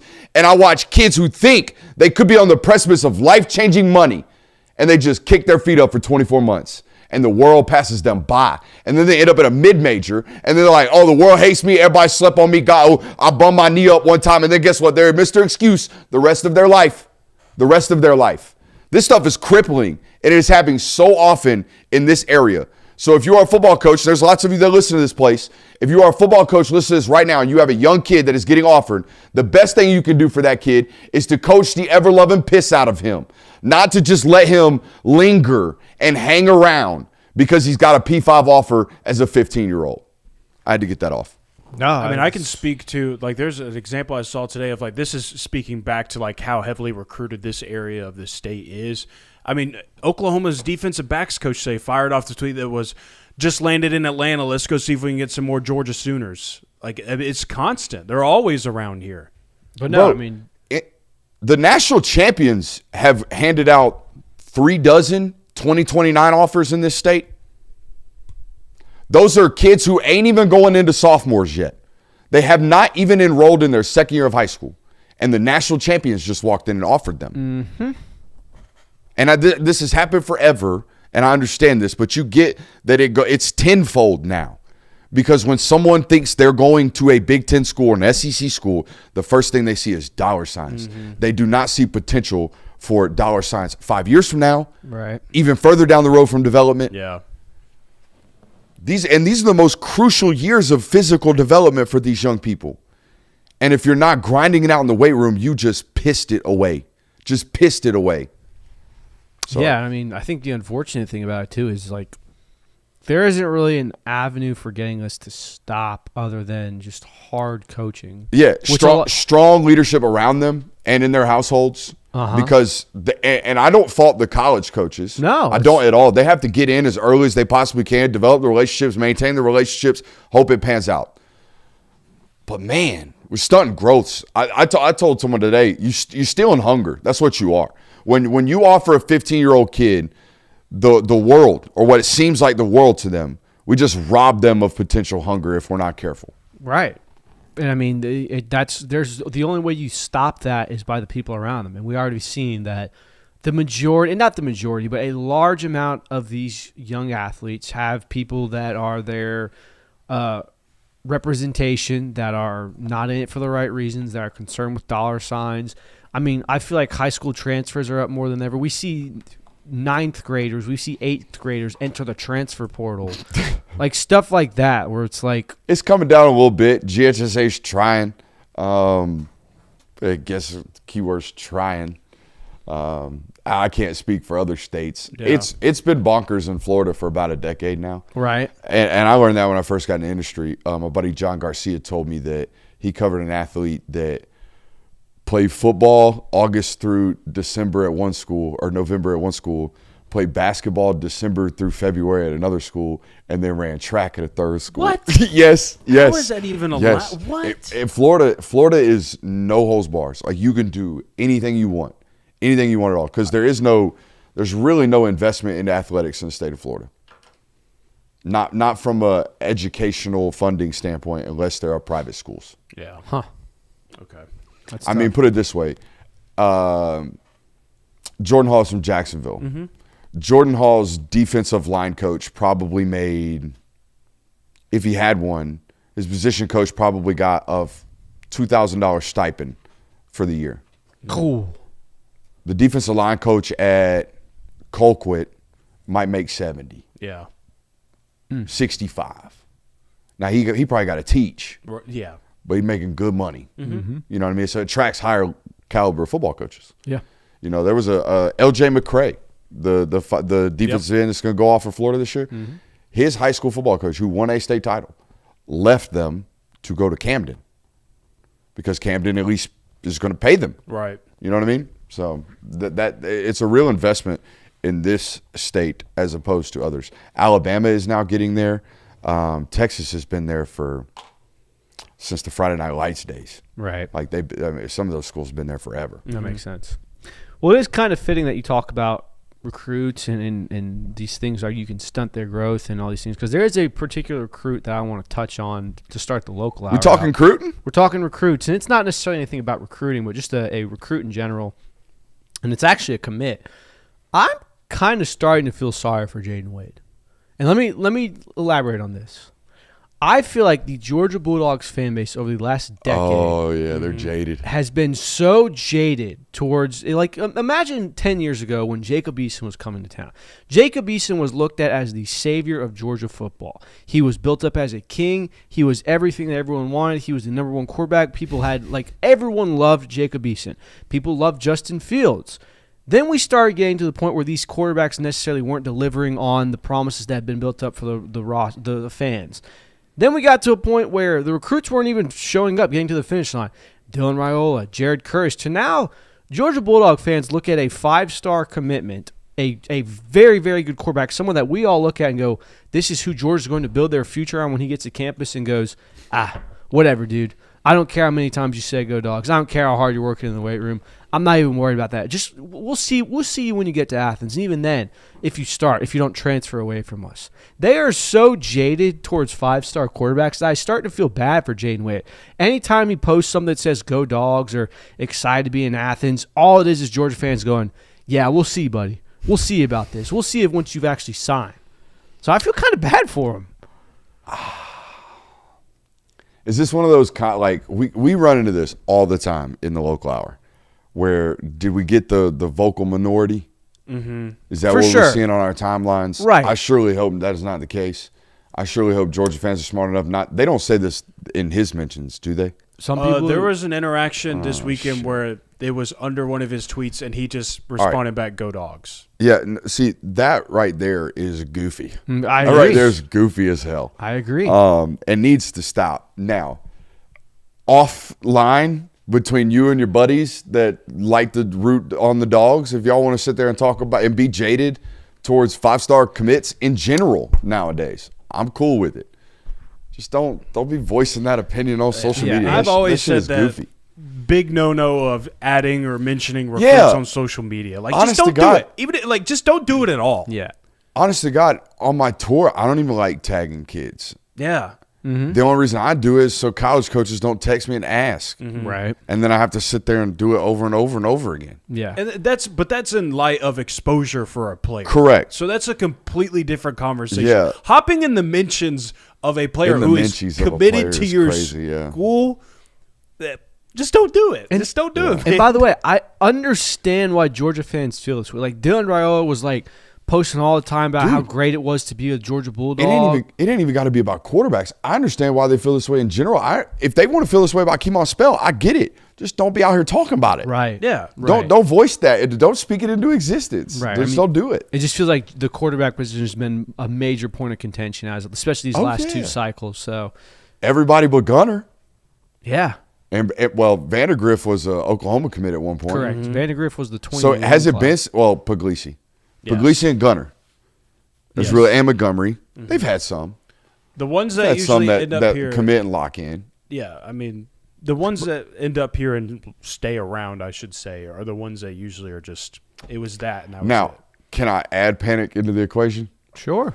if you were to lose him, it would be catastrophic. Oh, well, yeah. Because you have, I don't know. Honest to God, I have no idea what you're going to do in 27. Well, that's what I was about to say. Is like, I don't think you are. Maybe you won't. Maybe you won't in hopes of that. And that's what I'm saying is like the real scary part of it all is since you got his commitment so early into the process. Yeah. And this happened with Jared Curtis a little bit too. Like you have to remember, like he was committed very early on. Screwed him. And it impacts what you do in this year's class because it's like, well, we know that we have Jaden, or we think that we're going to have Jaden Wade coming in next year. And then if the rug gets pulled out from you, God forbid it happens in December of early National Signing Day in his class, like it happened this past year. Like Chad's talking about Peter Bork. I spent 3 hours watching him throw. I'm good. I have no opinion to give on that one. Yeah, maybe we just had a bad day. I'll show you the film. Okay. But I didn't think we threw a tight ball for 2.5 hours. Only thing that I would say is Jaden Wade continues to throw out Go Dogs. He continues to speak very lightly of the Georgia football program. By the way, we were told in Indianapolis, Indiana, 2.5 years ago that the NFL knew this guy was going to Georgia. Yeah. Yeah. I mean, look, the signs are all there that Jaden Wade will be a dog, will be officially signed as a dog come December. People or hear that. Next December. People hear that and they're like, wait, hold on. Brooks heard at the NFL Combine that at that time, 15-year-old was going to ultimately commit to Georgia? Yes, because if you don't think the NFL GMs are tracking the next wave of quarterbacks, you're an idiot. They do for lifetimes. I mean, for Christ's sakes, I think it was Shanahan who talked about one of his receivers playing quarterback in 7th grade. They track them deep, man. Yeah. Why wouldn't that scouting profile goes deep. Yeah. I get it. And look, I understand that when we say that he's tweeting Go Dogs and he's talking about how much he loves Kirby Smart, Mike Bobo, you're going to point to Jared Curtis doing the exact same things. And I get it. That's the whole point of this conversation of you as fans have reason to believe why, hey, yeah, we got this 2028 5-star quarterback, but I don't want to buy into that until it's like signed on the dotted line. That guy is in campus at practice. We understand all of that. Only thing we're saying is, hey, don't hop in the mentions and let him know about that. Don't tell him that. Yeah, you're gonna. The last thing you should be doing if you're worried about a high-profile commit leaving your school and committing elsewhere is adding him on Twitter saying, "Yeah, we'll see about that, boy. We'll see when you get here." And don't make the only impressions he has of the fan base be on Twitter of, "Yeah, you're not coming here. We'll see. We don't believe you. We've heard all this before." That kid's 17. He's got 35-year-old men tweeting at him going, "Oh, shit, I don't even think he's 17." Yeah, it might not be. He's a minor." And we're out here tweeting at him about how I'll believe it when I see it. Bro, come on. You can say it behind closed doors. It was the Raiola thing turned out to not be that. I mean, it kind of dodged a bullet, you feel like. Yeah. Right. The Curtis thing, that sucks. Yes. The Arch Manning thing sucked. Oh, yeah. We didn't even mention that one. Yes. That one feels like it set you back a little minute. In fairness, though, Arch was never committed to you. It felt like he was going to commit, but he never did commit to you. Nah. It didn't even feel like he was going to commit to you. It felt like there for a minute you were like 2, maybe 3. But Texas or Alabama always, to me, felt like that's fair. I mean, that's where he was going to end fair. up. I don't think but to be in the Arch Manning sweepstakes, you had to fully commit to him by June of basically after June. You couldn't recruit anybody else. Right. Correct. I never felt like Georgia fans felt betrayed by Arch Manning. Like no. Jared Curtis, Dylan Raiola, those guys Correct. Betrayed you. Speaking of Jared Curtis, he had some interesting comments to Diego Pavia. Have you heard these? The whole I'm going to win a national title. I'm going to do what you didn't type thing. Where was this at? This was there's multiple articles of this. I have not found a video of it. I've not found a clip of it. So it's very real. This could be they're already rolling him out in front of media? Or is this on some podcast? I would imagine some podcast. Shout out to those some podcasts out there. Some of them are pretty good. Hit that thumbs up button. This is a direct quote from Jared Curtis to Diego Pavia. Quote, "I'm going to win the national championship that you couldn't win," end quote. Rather insane thing to say as a true freshman coming into what is honestly probably I'm not the greatest, but one of the most recognizable Vanderbilt quarterbacks since Jay Cutler roamed the halls of that school. But honestly, my takeaway from this entire thing was This is It's an ESPN article. It's So then, him yeah. and Mark Schlabach. Schlabach. Sorry. That's a Georgia grad, dog. You should know how to pronounce that name. We have Georgia players who we cover every day that we don't pronounce their names right. Oops. So, That's on me, baby. rich of you to be telling me. But the reason why I brought this quote up and the reason why I want to talk about it is I feel like this perfectly encapsulates why Jared Curtis went to the Vanderbilt Commodores. And if anyone remembers, let me read you this excerpt from when he decommitted and there was that dramatic thing. Excerpt. Hey, man, I've been talking about it. Excerpt from when he decommitted from Georgia and went on this long post about it. Here's one of the passages from it. When my mom drove me to my first QB lesson, she saw something in me before I ever saw it in myself. I just wanted to play football with my friends. My parents showed me that could be a path to college football. That's a pretty crazy thing coming from our small town. They knew staying at Nashville Christian was the right thing when I fought them about making the drive back and forth 2 hours each day. And when some of those big private schools called us, we chose to stay at our little Christian school and do it our way. We chose the underdog. My parents showed me the underdog can be a winner. His entire reason and the entire motivation behind Jared Curtis, and this is just the way some people are hardwired, is I have to be the one to prove people wrong.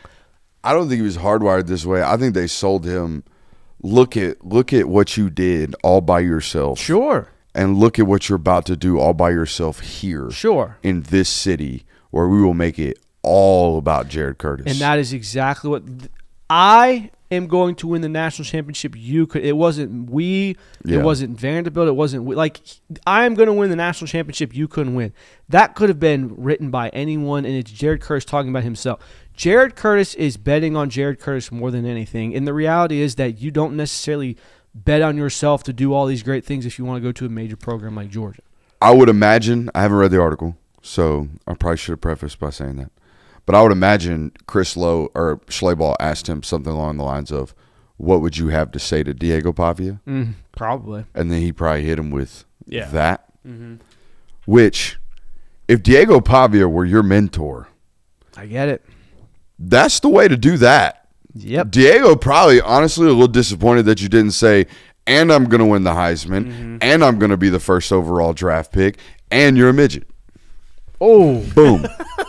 I wouldn't call my mentor And that. you think your chain is nice? Wait till you see mine. Yeah. Yeah. But I mean, That would have been a Diego Pavia. And then hit him with the F the haters on Instagram. and Boom. And this is not to say Jared Curtis is a bad person. This is not to say he's not anything like that. Jared Curtis is very, very much appears from the outside looking in. Jared Curtis appears to be very concerned with what Jared Curtis is able to do. And it's not. Now, I know he's talked about how much of a team player he is and how much he loves Nashville Christian. Nah, I'm going to say it right now. If I played football like he did and I did some of the stuff he did, I would think I was God's gift to football. I get it. Well, I would walk around like that too. not only that, but like when we're talking about college athletes now, we are also we also have to, in that same sentence, discuss their Millionaire. brands. Millionaire. That's what you Millionaire. need to start with. Millionaire brand. What is their brand? Well, Jared Curtis's brand would have been great at the University of Georgia. You're a starting quarterback for the Bulldogs. I mean, there's a very high likelihood that you're going to go on, win a lot of games, probably going to be mentioned a lot of history there. But you're talking about a kid that was in Nashville, went to a Christian school in Nashville, and he saw what Diego Pavia became at Vanderbilt, and he saw like his presence in college football. If he replicates any of that to what he had, like, and now we're getting a discussion of if he replicates that at Vanderbilt, there's also a discussion of this is going to live a lot longer, no offense to Diego Pavia, a lot longer than his time at Vanderbilt. This is going to surpass all of that. People are going to talk about Jared Curtis, the Vanderbilt quarterback, for a long time. They've been telling this dude he's the next coming of Matt Stafford since he was 16 years old. Yeah. Yep. And if you watched him play, you'd probably be like, not crazy. Not crazy. Right. This isn't like the industry saying this. These are like big-time football coaches, some of which coach Matthew Stafford. Yeah. No, look, I get it. And that's all to make my point of, like, it makes perfect sense why. It's also, and again, if Georgia had it their way, Jared Curtis is on roster this year. But I also think that there are some players in some schools that are better fits for players, and it's very clear that the Vanderbilt Commodores offer Jared Curtis everything that he wants to be as a college football player. I think even Dylan Raiola touched on this when he decommitted and wrote his poem. He mentioned something about being another cog in a big machine. Mm-hmm. And how Georgia is a big machine that churns out all these NFL guys and all these stars. It's hard to stand out. It's hard to be a star. Some people want to be stars when they get to college football. Jared Curtis very obviously wants to be a star, and Vanderbilt allows him to do that much more than a Georgia would. Now, if you're a star at Georgia, it's much higher, but it's a lot easier to be a star at Vanderbilt. I would say Diego Pavia right now is a much more recognizable figure and was before the NFL draft than Gunnar Stockton is. Oh, yeah. That's just the reality of that. Diego Pavia is a much more recognizable figure than Carson Beck was before he transferred to Miami. So some schools fit the wants of players better than others, and Vanderbilt fits Jared Curtis's want to be a star, to say that I'm the underdog, look what I'm doing at Vanderbilt. That's why. I think that perfectly explains why he is at Vanderbilt right now. Mm-hmm. You like you're about to say something. Do you need a moment? Yeah, I just had 4 college coaches text me at one time. So okay. I'm sorry. All right, we'll let you siphon through all of that. Yeah. Make it 5.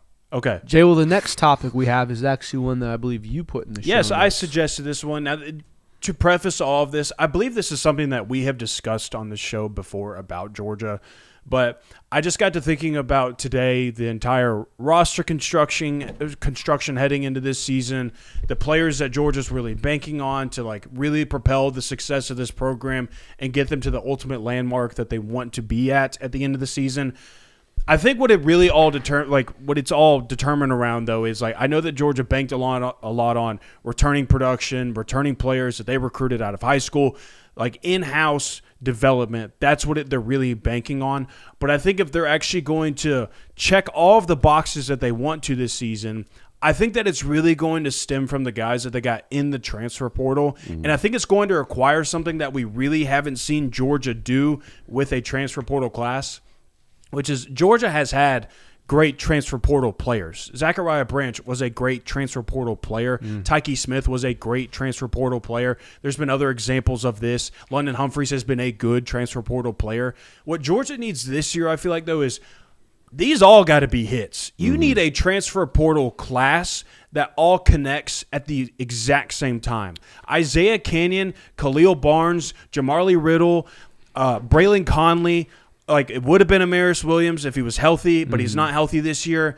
Dante Dowdell. All of these guys need to hit this season in order, in my opinion, for Georgia to, like, really surpass, like, get to the top of the mix of college football and ultimately win a national title this year. And it's something I feel like we haven't seen Georgia really do yet. So, I mean, Notre Dame's got to have somebody step up at receiver and a couple of defensive players. Ohio State, Lord knows, they have to have a bunch of defensive players step up. LSU has 47 new players on their roster. Not a joke. That is the actual number. Mm-hmm.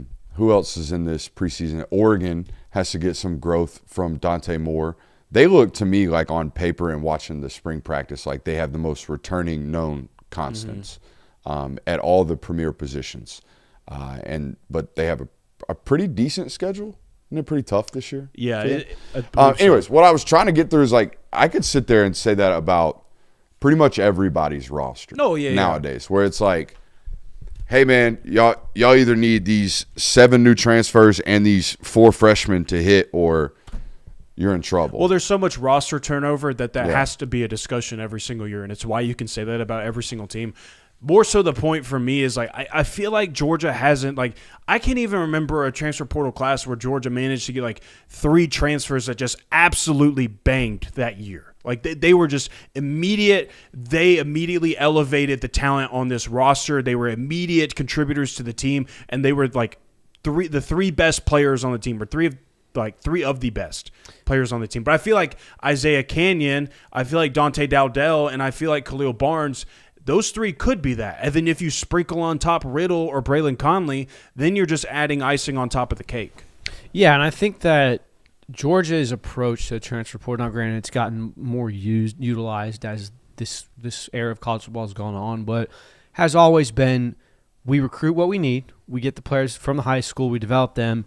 And if we get to wherever we are and we look at our roster and we say we have holes, we fill that with the transfer portal. The implication is that when you take transfer portal guys, you have holes. Mm-hmm. They've taken more and more players in the transfer portal as time's gone on because they look at their roster and they say we have more holes. If those players are not hitting, you're not patching those holes. You're not fixing them. You still have to address them come fall, which is it completely makes sense as to why the bigger your transfer portal class is, the more impactful it has to be because the more deficiencies you have on their roster. If Georgia was not worried about their wide receiver room, they probably would not have taken Isaiah Canyon. If Georgia had no qualms about the cornerbacks that they have on roster right now, they wouldn't have taken Gentry Williams. They wouldn't have taken Braylon Conley. They wouldn't have taken all these guys. So it makes complete sense as to why they're doing this. And it makes complete sense that, yeah, this has to be an impactful class. And I don't think they all have to be hits. I don't think Bryson Beaver is going to be a hit for you right now. I think that there are certain aspects of, okay, we're banking on the future. At the same point, we need some of these guys to step up. They also need previous portal guys to step up. That's what I was about to You need Zion Branch to be a big guy for you. I know that London Humphreys, everyone considers him a Georgia Bulldog by this point because he only played for Vanderbilt for 1 year, but he has to be a very impactful player on your roster. There's plenty of guys that Georgia has gotten over the past few years that need to also step up. But you're right, I agree. I don't think you can have hey, we had 2 or 3 solid players this year, and the rest kind of found their ways to the bottom of the depth chart. I think the last time I gave tour updates on players and things that I've seen was after Prince Avenue. I believe so, correct? Yes. Bo Talbert, is that the last player I talked about? Mm-hmm. After that, I went to Stevenson down there in that's east of DeKalb. That's around Lithonia, Georgia. Mm-hmm. They got a 5-star edge rusher, KJ Green. He's legit. Strong. They got a big running back. I'm trying to see what's all about that. He's 6'2.5", 230 pounds. It's a big man. And he plays safety. So I'm just wondering if he's got any juice. Because if he does, probably going to end up at like Marshall and rushing for like 900 yards before somebody takes him as a third down back. You know what I mean? Yeah. And then they have a 2028 tight end. I didn't get to see them practice. I got to see them lift. A 2028 tight end, Xavier Benson, I think is his name. He's 6'5", 240 pounds, and looks every bit of it. He might be closer to 250, honestly. And then I went and saw Chris Hector over there at Columbia High School. Chris Hector reminds me of Corey Howard from last year. You remember the kid from Valdosta that ended up going to Alabama? Remember me coming back from that jamboree and telling you that kid has no idea? Mm-hmm. I think this kid – I hope he's not listening. This kid has no idea. This kid has no idea that – I mean, he's taking visits to good football programs. Don't get me wrong. Right. But he has no idea that Georgia wants to know everything about him, that, like, the big boys are circling the wagons. He has no idea. It's probably going to end up big time there. Then after that, I went to Lithonia. They have what's called Dog Night out there. Here's the thing about DeKalb County. Dog Night, huh? There's always going to be a powerhouse in DeKalb County. I firmly believe this. It was Cedar Grove for a decade. It's about to be Lithonia. And I haven't been back to Lithonia since Broderick Jones. So this is like 5 years now that I haven't been to Lithonia because I've been going to Cedar Grove. And now I'm going to Lithonia for the next 4 or 5 years, it looks like. They got Kennedy Jackson, the 6'7" offensive tackle. I love this about him. I thought we were skipping reps. You ever play with a guy that waits till practice starts to get his ankles taped? Yeah. You know what he's doing. Oh, yeah. He's dodging reps. Not the case. I think the athletic trainer must have just showed up late because Kennedy missed like the first 12 reps and then proceeded to take like 12 in a row. It was like, no, get out, just kept taking reps. He's going to be a dude. They have like 17, so it's hard to sit here and go through them. They got an 8th grader that's already like 6'3", 220. I mean, can scratch his knees without bending over. His arms are so damn long. Then 4 days ago, I went to North Gwinnett. They have a tight end. He goes on Twitter. His name's Bulldog Beast 87. I love this. Nice. I love Sounds like this. something I would have cooked up in middle Right? school. Sounds like an Xbox gamer. Especially when you find out North Gwinnett is the Bulldogs. Yeah. Yeah. Bulldog Beast 87. 6'6". He's listed at 235. buddy, if you're listening right now, you're 250, and that's okay because I think like it's Ohio State, Pitt, like big northern schools interested, and I think we're going to live at tight end because we love to hoop, and I don't think we want to be 300 pounds. But, and I'm sure someone around him has told him this, if you do want to be 300 pounds, you might be a first-round draft pick at tackle. Then I went to Buford. They have a linebacker that I can't quite figure out, which you're going to hear me say this multiple times in this run. He goes by Tank. It's like 6'2", 215. I think it's officials to like Oregon. It's like big schools. But I couldn't figure out what we're going to play. You know what I mean?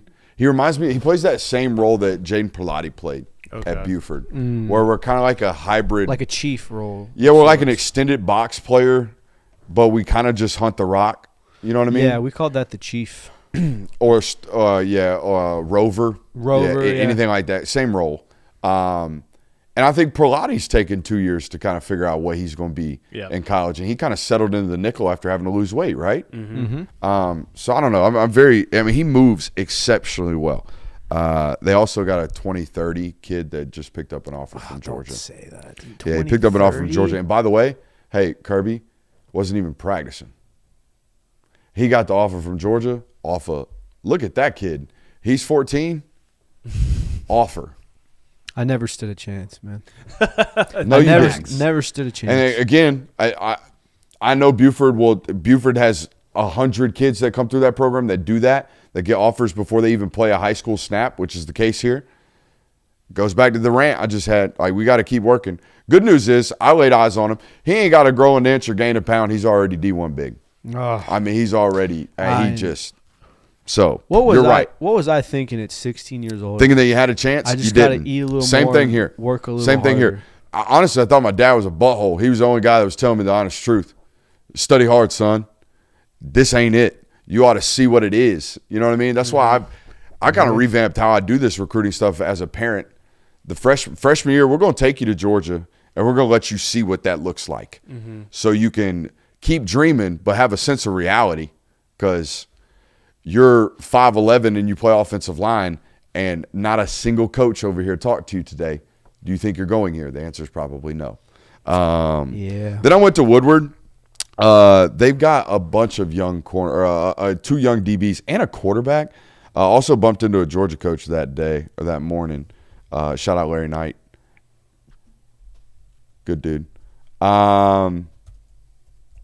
Brief interaction. If anybody's listening. Ryan Harrigan is the quarterback over there. He can spin it. I mean, he's dotting it up. Probably gonna be a mid-major kid that goes out and has to play his way into Power 5 football, and he damn well could. Now, they had two DBs. Where are these guys? How about this name, Jonathan? This is a guy you written all over it. Langston Hakeem. Yeah. Langston Hakeem is a 2028 safety. Big stick on that kid. And then 2027, Bryce Woods. He's got all kind of P5 offers. Is chat liking this? I don't even care. I'm getting these takes off. I got to practice this for multiple phone calls later. Then I went to Grayson. Too many dudes. Yeah. Too many dudes to talk about. They do have a 2028 tight end that I am very, very intrigued by.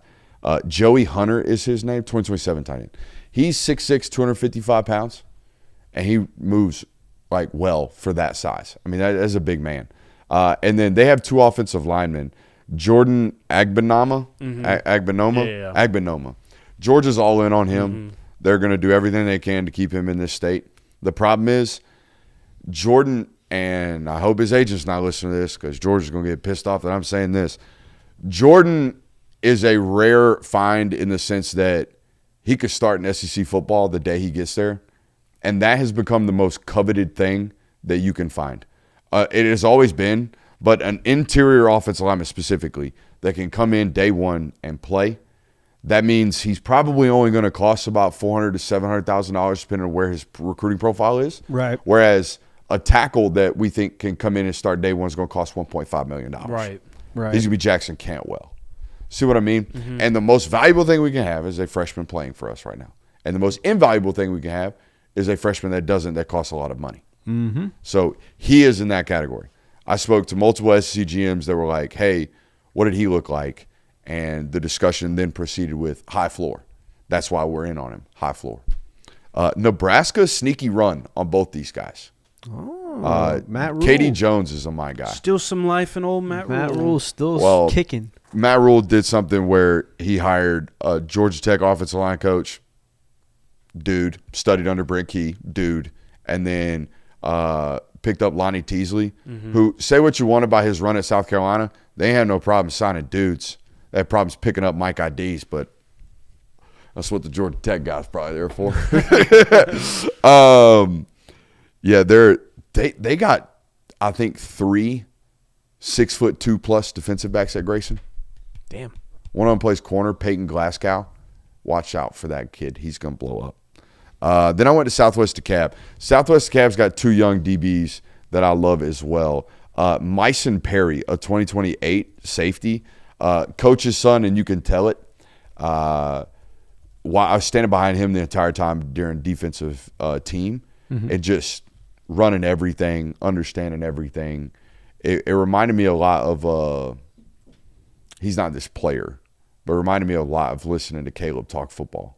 Caleb Downs, that is. He's not that. Yeah. But he is going to be a great fringe power 4 football player, I think, when it's all done. And then Marquise Ely is a 2029 DB.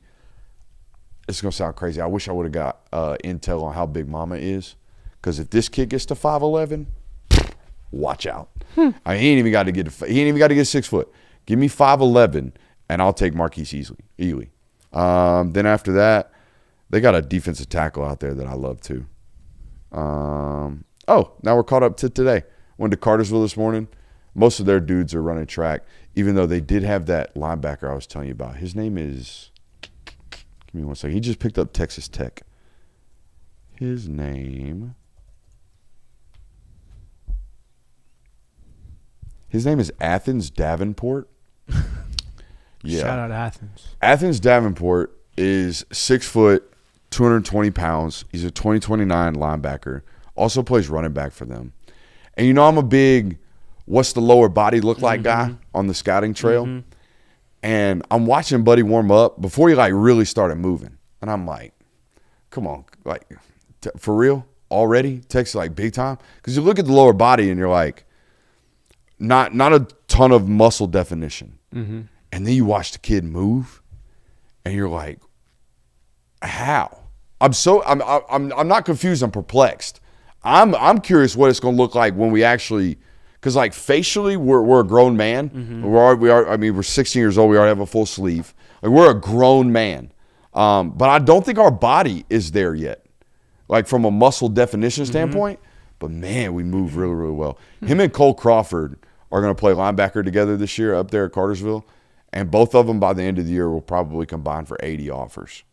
Tank. Yeah. Crawford, I think, it's Kentucky, Tennessee, and I think Alabama for the official visits there, if I remember correctly. They're going to be a good football team.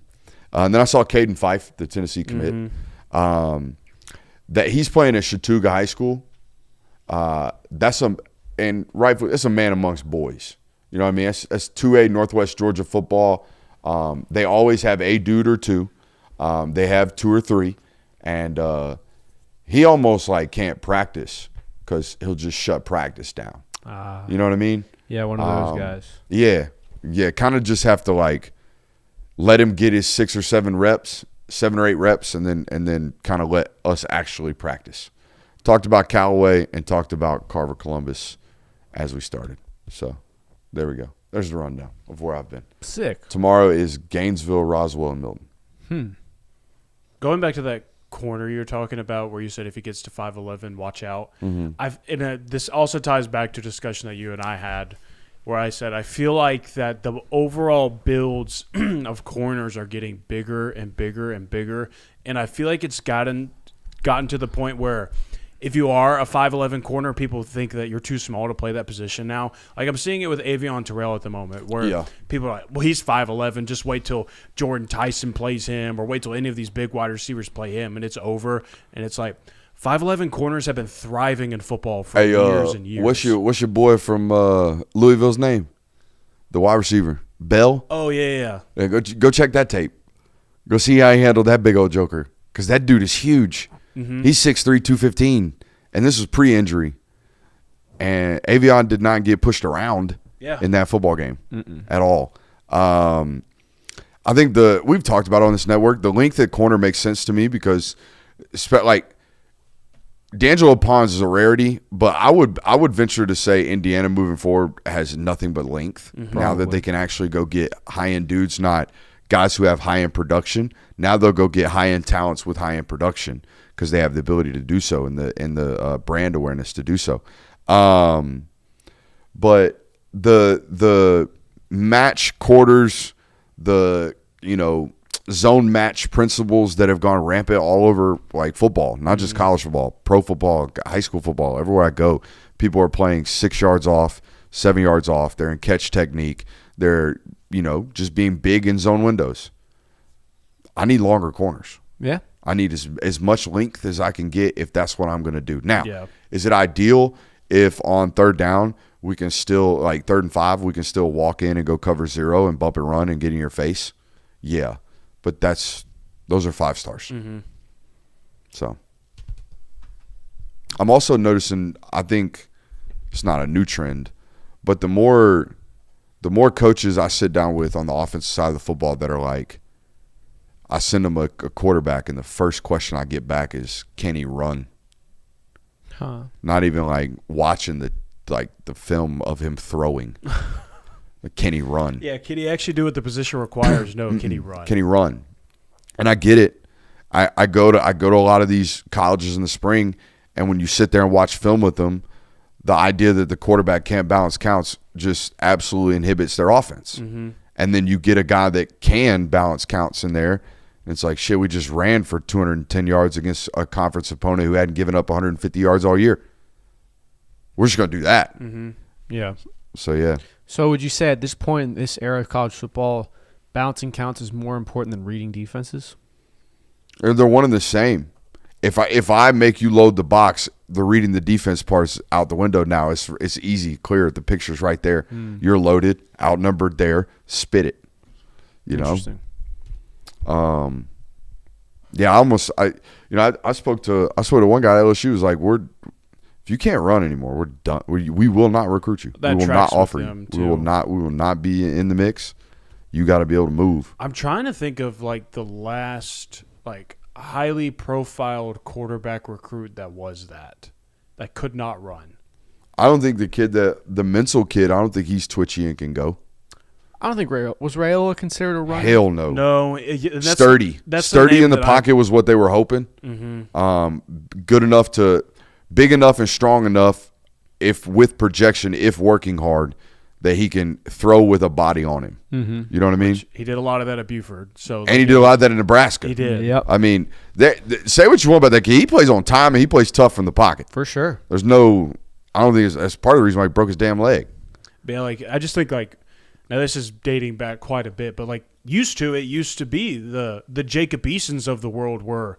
That's the number one player in the country. That is the best quarterback. That guy is going to stand in the pocket, rip it, and throw beams all day long. But he wasn't mobile. He wasn't athletic. People talking about Jameis. Jameis was a top 45 projected baseball pick. Yeah.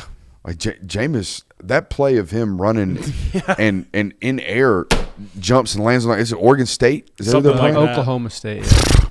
That play is, you can't tell, and you add on the fact he's 6'5", 240. Mm-hmm. Then you realize how big he is. I got a great Jameis Winston story. You want to hear it? Yeah, let's hear it. Why not? Jameis Winston, baseball player. Jameis Winston went to high school in Alabama. I think close to Mobile. Yes. If I want to say, if my memory serves me. For some reason, they were playing a baseball game against Chapel Hill over in Douglasville. Jameis Winston shows up. He's the projected starting pitcher against Chapel Hill. The team bus shows up, drops the team off, the baseball team from wherever he went to high school. Hueytown. No Jameis. Hard to miss a 6'5" baseball player. Yes. No Jameis coming off the bus. About 20 minutes before first pitch is scheduled, there's a very nice car that pulls up. And Jameis Winston hops up out the car, walks over to the fence, plugs his little elastobands onto the chain link fence, hits it with the 1, 2, 3, 4, 5, 1, 2, 3, 4, 5, grabs the pill, steps on the bump, 96. Ka-whop! First pitch. Shut him down, 6.5. He was starting that day. 6, oh, yeah, 6 and a third, we'll see you. Bring the guy in for the last 2 outs, canned him for 6. Checks out. Yeah. Some guys just have it, man. I was about to say. Yeah, some they people just are have it. Just gifted. 96. Pow. Incredible. Well, we have a few other topics to discuss in the local hour. I wanted to touch on this one because it's pretty pressing. It dropped like while we were prepping for the show. Josh Pate did an interview with Kirby Smart, and one of the clips that came out, I have not watched the full 30-minute video yet, but one of the clips that came out of it was Kirby Smart talking about Trinidad Chambliss and Ole Miss and how Josh Pate was kind of asking about it. I'm like, did you see that coming? And Kirby Smart basically admitted, like, I had no idea who the hell Trinidad Chambliss was at the start of the season. Like, he talked about how we were still watching tape on Austin Simmons. We were still doing all this, and how eventually Trinidad Chambliss took that offense over. And he gave credit to Lane Kiffin and their staff for finding a guy like that. And it kind of made me realize something that I don't think people ever really acknowledge in college football, in that a lot of this is about luck. A lot of winning championships, a lot of what the difference is between a team that wins a national title or doesn't has to do with luck. And I know that sucks to admit because luck isn't out of your control. It doesn't speak to how good you are. But there are multiple examples of that throughout, and you can choose any time, any place you want. Georgia has plenty of these. Like Kirby Smart even referenced it. It was like, if certain things didn't happen to JT Daniels and Carson Beck in the lead up to Stetson Bennett starting, who knows what those 21 and 22 seasons look like? Who knows? Like, it took luck for Stetson Bennett to get off. And that took a lot of persistence and hard work, and for sure. But there's a facet and an aspect of luck that goes into college football that people don't understand. I wouldn't say all, like, yes, like certain amounts of luck with regards to injury, yes, as a whole football. But when we're talking about the microcosm of the quarterback position and evaluating that, even more luck with regards to success and evaluating. For sure. I mean, that is such a dartboard throw, even for the world's best evaluators. I mean, first-round draft picks, the bust rate is 60%, I believe. Something like that, yeah. And that's with copious amounts of data about those individuals going in, and interview processes and all kinds of years and years of evaluating going into those guys. Here's what I will say about it, though, and I hold firm to this. And maybe other schools are doing it at a much higher rate. We just don't see it, and they don't advertise it because it's during the off seasons behind closed doors. But I think college football coaches, high school coaches, maybe even pro coaches to an extent, they never let these kids play the actual position during practice, the quarterbacks. Everybody else on the football field is playing a version of what they're going to do on Saturdays and a version of what they're going to do on Sundays. The quarterback is not. The quarterback's back there getting the whistle blown up, and every time anyone gets near him, they just buzz right by him, and they get to get the throw off anyways, and they have no sense of actual timing. Also, we're stunting their growth because we're not actually giving them live reps in fear of them getting hurt, but also we're enabling our own evaluation of who the best guy is because we're not actually playing football. We're out here just playing a version of 7-on-7 with the offensive line in front of us and defensive pass rush. It's not what it is. And then, I mean, time and time, great football coaches fall victim to this time and time again. And most of them get lucky because an injury allows for the backup to play, and then the backup frickin' balls. The only football coach I've ever actually seen and that sticks out, obviously that was the coach's decision, and he had to be dragged to it, was Nick Saban Tua over Jalen at the halftime of the SEC championship game. Correct. Or national championship game. But again, that dude got dragged for 9 months into that decision. They were talking about that shit in August during camp as a staff. So most of this is, I think, could be avoided if we actually went, and you don't have to do it often, but you need to go at least 2 or 3 days in the offseason where for 30 reps apiece, we get to see these guys actually play football. And I think that would alleviate a lot of these problems. And it is a problem because if Austin Simmons doesn't get hurt last year, they're not what they are. No, not at all. Well, if JT Daniels doesn't get hurt, we don't know. We don't know. I mean, you have no idea what happens after that. If double down, if Carson Beck doesn't, he said got hurt. I think Carson Beck didn't have a great week of practice, and Stetson did. Mm-hmm. Leading up to UAB. Correct. I'm not trying to put words in Kirby Smart's mouth, but we were all there. We were all reporting on the football team. It was open competition. I wasn't actually. It was an open competition, and 13 played lights out for 4 days, and Kirby Smart was like, "Puh, the mailman's playing." Or it at least became an open competition. Yeah, that's probably a better way of putting it. And maybe that's what Kirby was meaning. I think Kirby was probably protecting Carson. For sure. I think Carson even alluded to this when he got the role. He said he wasn't ready. He said he wasn't ready. He said, I got an opportunity and I was not ready. And looking back on it, that's probably the best thing that ever happened to me. Yeah. So shout out to Kirby for protecting a player who didn't end up finishing his career at your place. I mean, And I think that this can be alluded to a little bit with Gunner. Like you're talking about guys that in practice, you don't get a true – now Georgia did because Gunner being the maniac that he is, he didn't want to be on – he wanted to take the non-contact jersey off. what did he say? I'm trying to give a take right now. I'm sorry. Dude. I'm trying to give a take. I don't want to do the – You get it when you get it, all right? How about that? It'll be when you least expect it. But I think that, like, you see him when he goes out there in the SEC championship game and you really get a feel for what Gunner Stockton does on the football field for his teammates in the overall offense. That's not something that you can really calibrate on practice on a Tuesday. Right. You can't really get a feel for that until the lights are on. We're in the SEC championship game in Mercedes-Benz Stadium against Texas, and now this kid has to go in there and play. Especially with the mobile threats. Yes. Guys who have any ability to make plays with their legs, we can't see – I mean, especially we live in a sport of explosivity. Mm-hmm. We can't see half of the play creation, a quarter of the fun, the search for explosives outside of script. We can't see that stuff without hitting the quarterback. I would say now, obviously, we have to mention this because of the way we're talking. You're one rough hit in practice away from ruining your season when you do that. Right. Not if we have two quarterbacks that we can't decide who's a starter. Sure, maybe. You know what I mean? I'm not saying if we have a known dude, there's no need to non-contact. Hell, don't even practice. Let him throw. I don't care.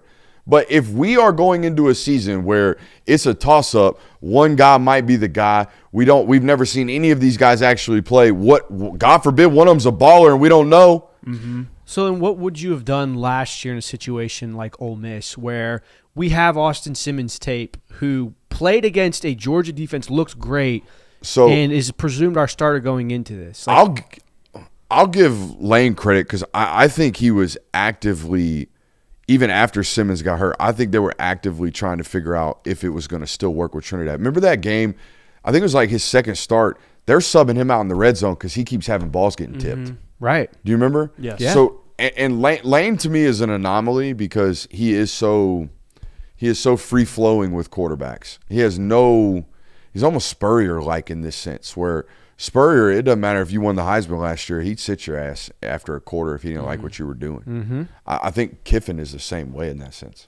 But, I mean, also to counterpoint all of this, you also have to take it with a bit of a grain of salt because there are situations like DJU at Clemson where Trevor Lawrence can't go 1 week. Oh, my God, DJU just obliterated Notre Dame. That Notre Dame tape. The Notre Dame tape would tell you that guy's going to be the future number one overall pick at quarterback. Like, tank for that guy. He is the future. And then less than a year later, it's, oh, my gosh, that guy cannot play. Yeah, I think all of this ties back to the original point I had of this is that it revolves around luck. Like you can do things to mitigate and find out who the better player is when the lights come on. But like you said, even then, that might not be the case. It revolves around luck. A lot of things have to go your way. You have to be thrust into a lot of situations that end up being better for you.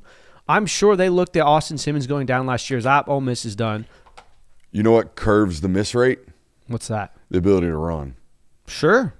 So I think that's the other thing, too. But it also adds to the ability to get injured. Yeah.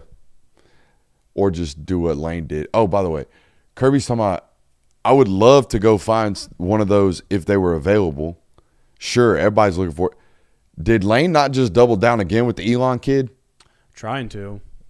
I mean, he looked, again, go watch it. Looks just like the D2 tape for Trinidad. But again, like the things like, I don't think Lane Kiffin knew Trinidad Chambliss was Trinidad Chambliss last year. If he did, Trinidad Chambliss will be starting over Austin Simmons. Yeah. I think Trinidad Chambliss was insurance for Austin Simmons, and it just so happened that he fell ass backwards into a star. Like, and again, it's luck, and that's not the very first time he had a design quarterback run on film this year. I was like, uh-oh. And I'm sure he had the same exact reaction. Mm-hmm. Those reactions can't happen in practice. I get it. They just don't You're when we're not hitting the cue. That's totally correct, and I get that. But still, like, there is so much luck that falls into it. Mm-hmm. We have 2 minutes, so I figured this was a segment I have for stored away, but we can kind of play it for. I'm going to name a UGA player, and you just name the first play that comes to mind. Oh, Lord. All right, Tier 2 I like ball this. knowledge I like coming this. into my way. No, we'll do some notable ones Okay. first. Like here, Javon Bullard. What's the first Javon The Bullard Marvin play? Harrison hit. Oh, yeah, that's a great one. I feel like he had a great play against Auburn, at Auburn. Probably did. Who had the big sack against Tennessee in the rain? That's Javon Bullard. He had like him? 3 in a row. Yeah. All right, so those. That's The another one good that that sticks out to me is the 2023 Ole Miss game when he has that interception because I was in the stands for that game. I remember I didn't see Javon Bullard. I remember seeing a wide open Ole Miss player like, oh God, we just have a busted play. And out of nowhere, Javon Bullard pops up and gets the interception. That's the first play I think of when Javon Bullard. Also, the interceptions in the TCU National Championship, great one. All right, next one. Dan Jackson. Oh, the Georgia Tech Haynes King fourth down play. Wrong. Him getting absolutely obliterated on the Keely Ringo interception. First of all, there's no right or wrong answers. It's what play you think of first. That one is a great one. It's a great example. I mean, talk about the epitome of Dan Jackson. To get you, to be fast enough to get down there and then put your body on the line. Well, that was also at the time just the epitome of Dan Jackson, the football player at the Rocking time. Rocking 4.7 too. This dude is just going to live and die for the Georgia Bulldogs. Mm-hmm. The Georgia Tech play is like that altered history. If he does not force that fumble, Georgia Tech is winning that game. I always think of him coming across and killing that Texas receiver over the middle in the SEC championship. Yeah, that too. That dig route. That's the first one that comes to mind for me. Of just like, oh, Dan Jackson's a thumper too. So yeah, we can play that game in throughout the I like offseason. that. Yeah, keep that stored away. Give me one more. Oh, okay. AJ Green, Oh, it's the Colorado Colorado. Yeah, one-handed it's a catch. Colorado play. Colorado catch, but he had There's so many a- incredible It's either catches. that one or the. There's a diving post route he has that is a that one's nasty nuts grab. too. Yeah. I know what you're talking about. I can't place it. Is it LSU? I don't know. It's It an might iconic be. photo too. It is. I think it is LSU. Now that you mention a photo, I think it is LSU. I mean, he's fully extended, laid out. It's either the Colorado play or the Kentucky Matthew Stafford play. I also remember the late Alabama score in the black jerseys. Oh yeah, that's the a late good one, score too. was like, damn, wish we'd done that 2 quarters earlier. All right. I'm good. Y'all good? Yep. Good. Hope y'all enjoyed it. Hit that thumbs up button on your way out. Do we have any super chubs? Did we We miss had a anything? couple filter through. All right, let's get these right quick. We have one. 910 Cooper. Kirby, good job on the solo opening, baby boy. Baby. Thanks, guys. Hey, that boy Christian Kirby. Give him 3. I'm telling you right now, soloing, hardest thing we do in this industry. It is not easy. So I'm probably gonna go back and watch it. You think you did a good job? I feel like I did all right. I Probably thought some, you did good. from probably what I some listened room of to. improvement. Like I said, dude, I was getting cotton mouth like 10 minutes in. I was too busy MF and Andrew Jackson on the way home to turn on the Film Guy Network, to be honest with you. We'll see you guys. Love you. Bye.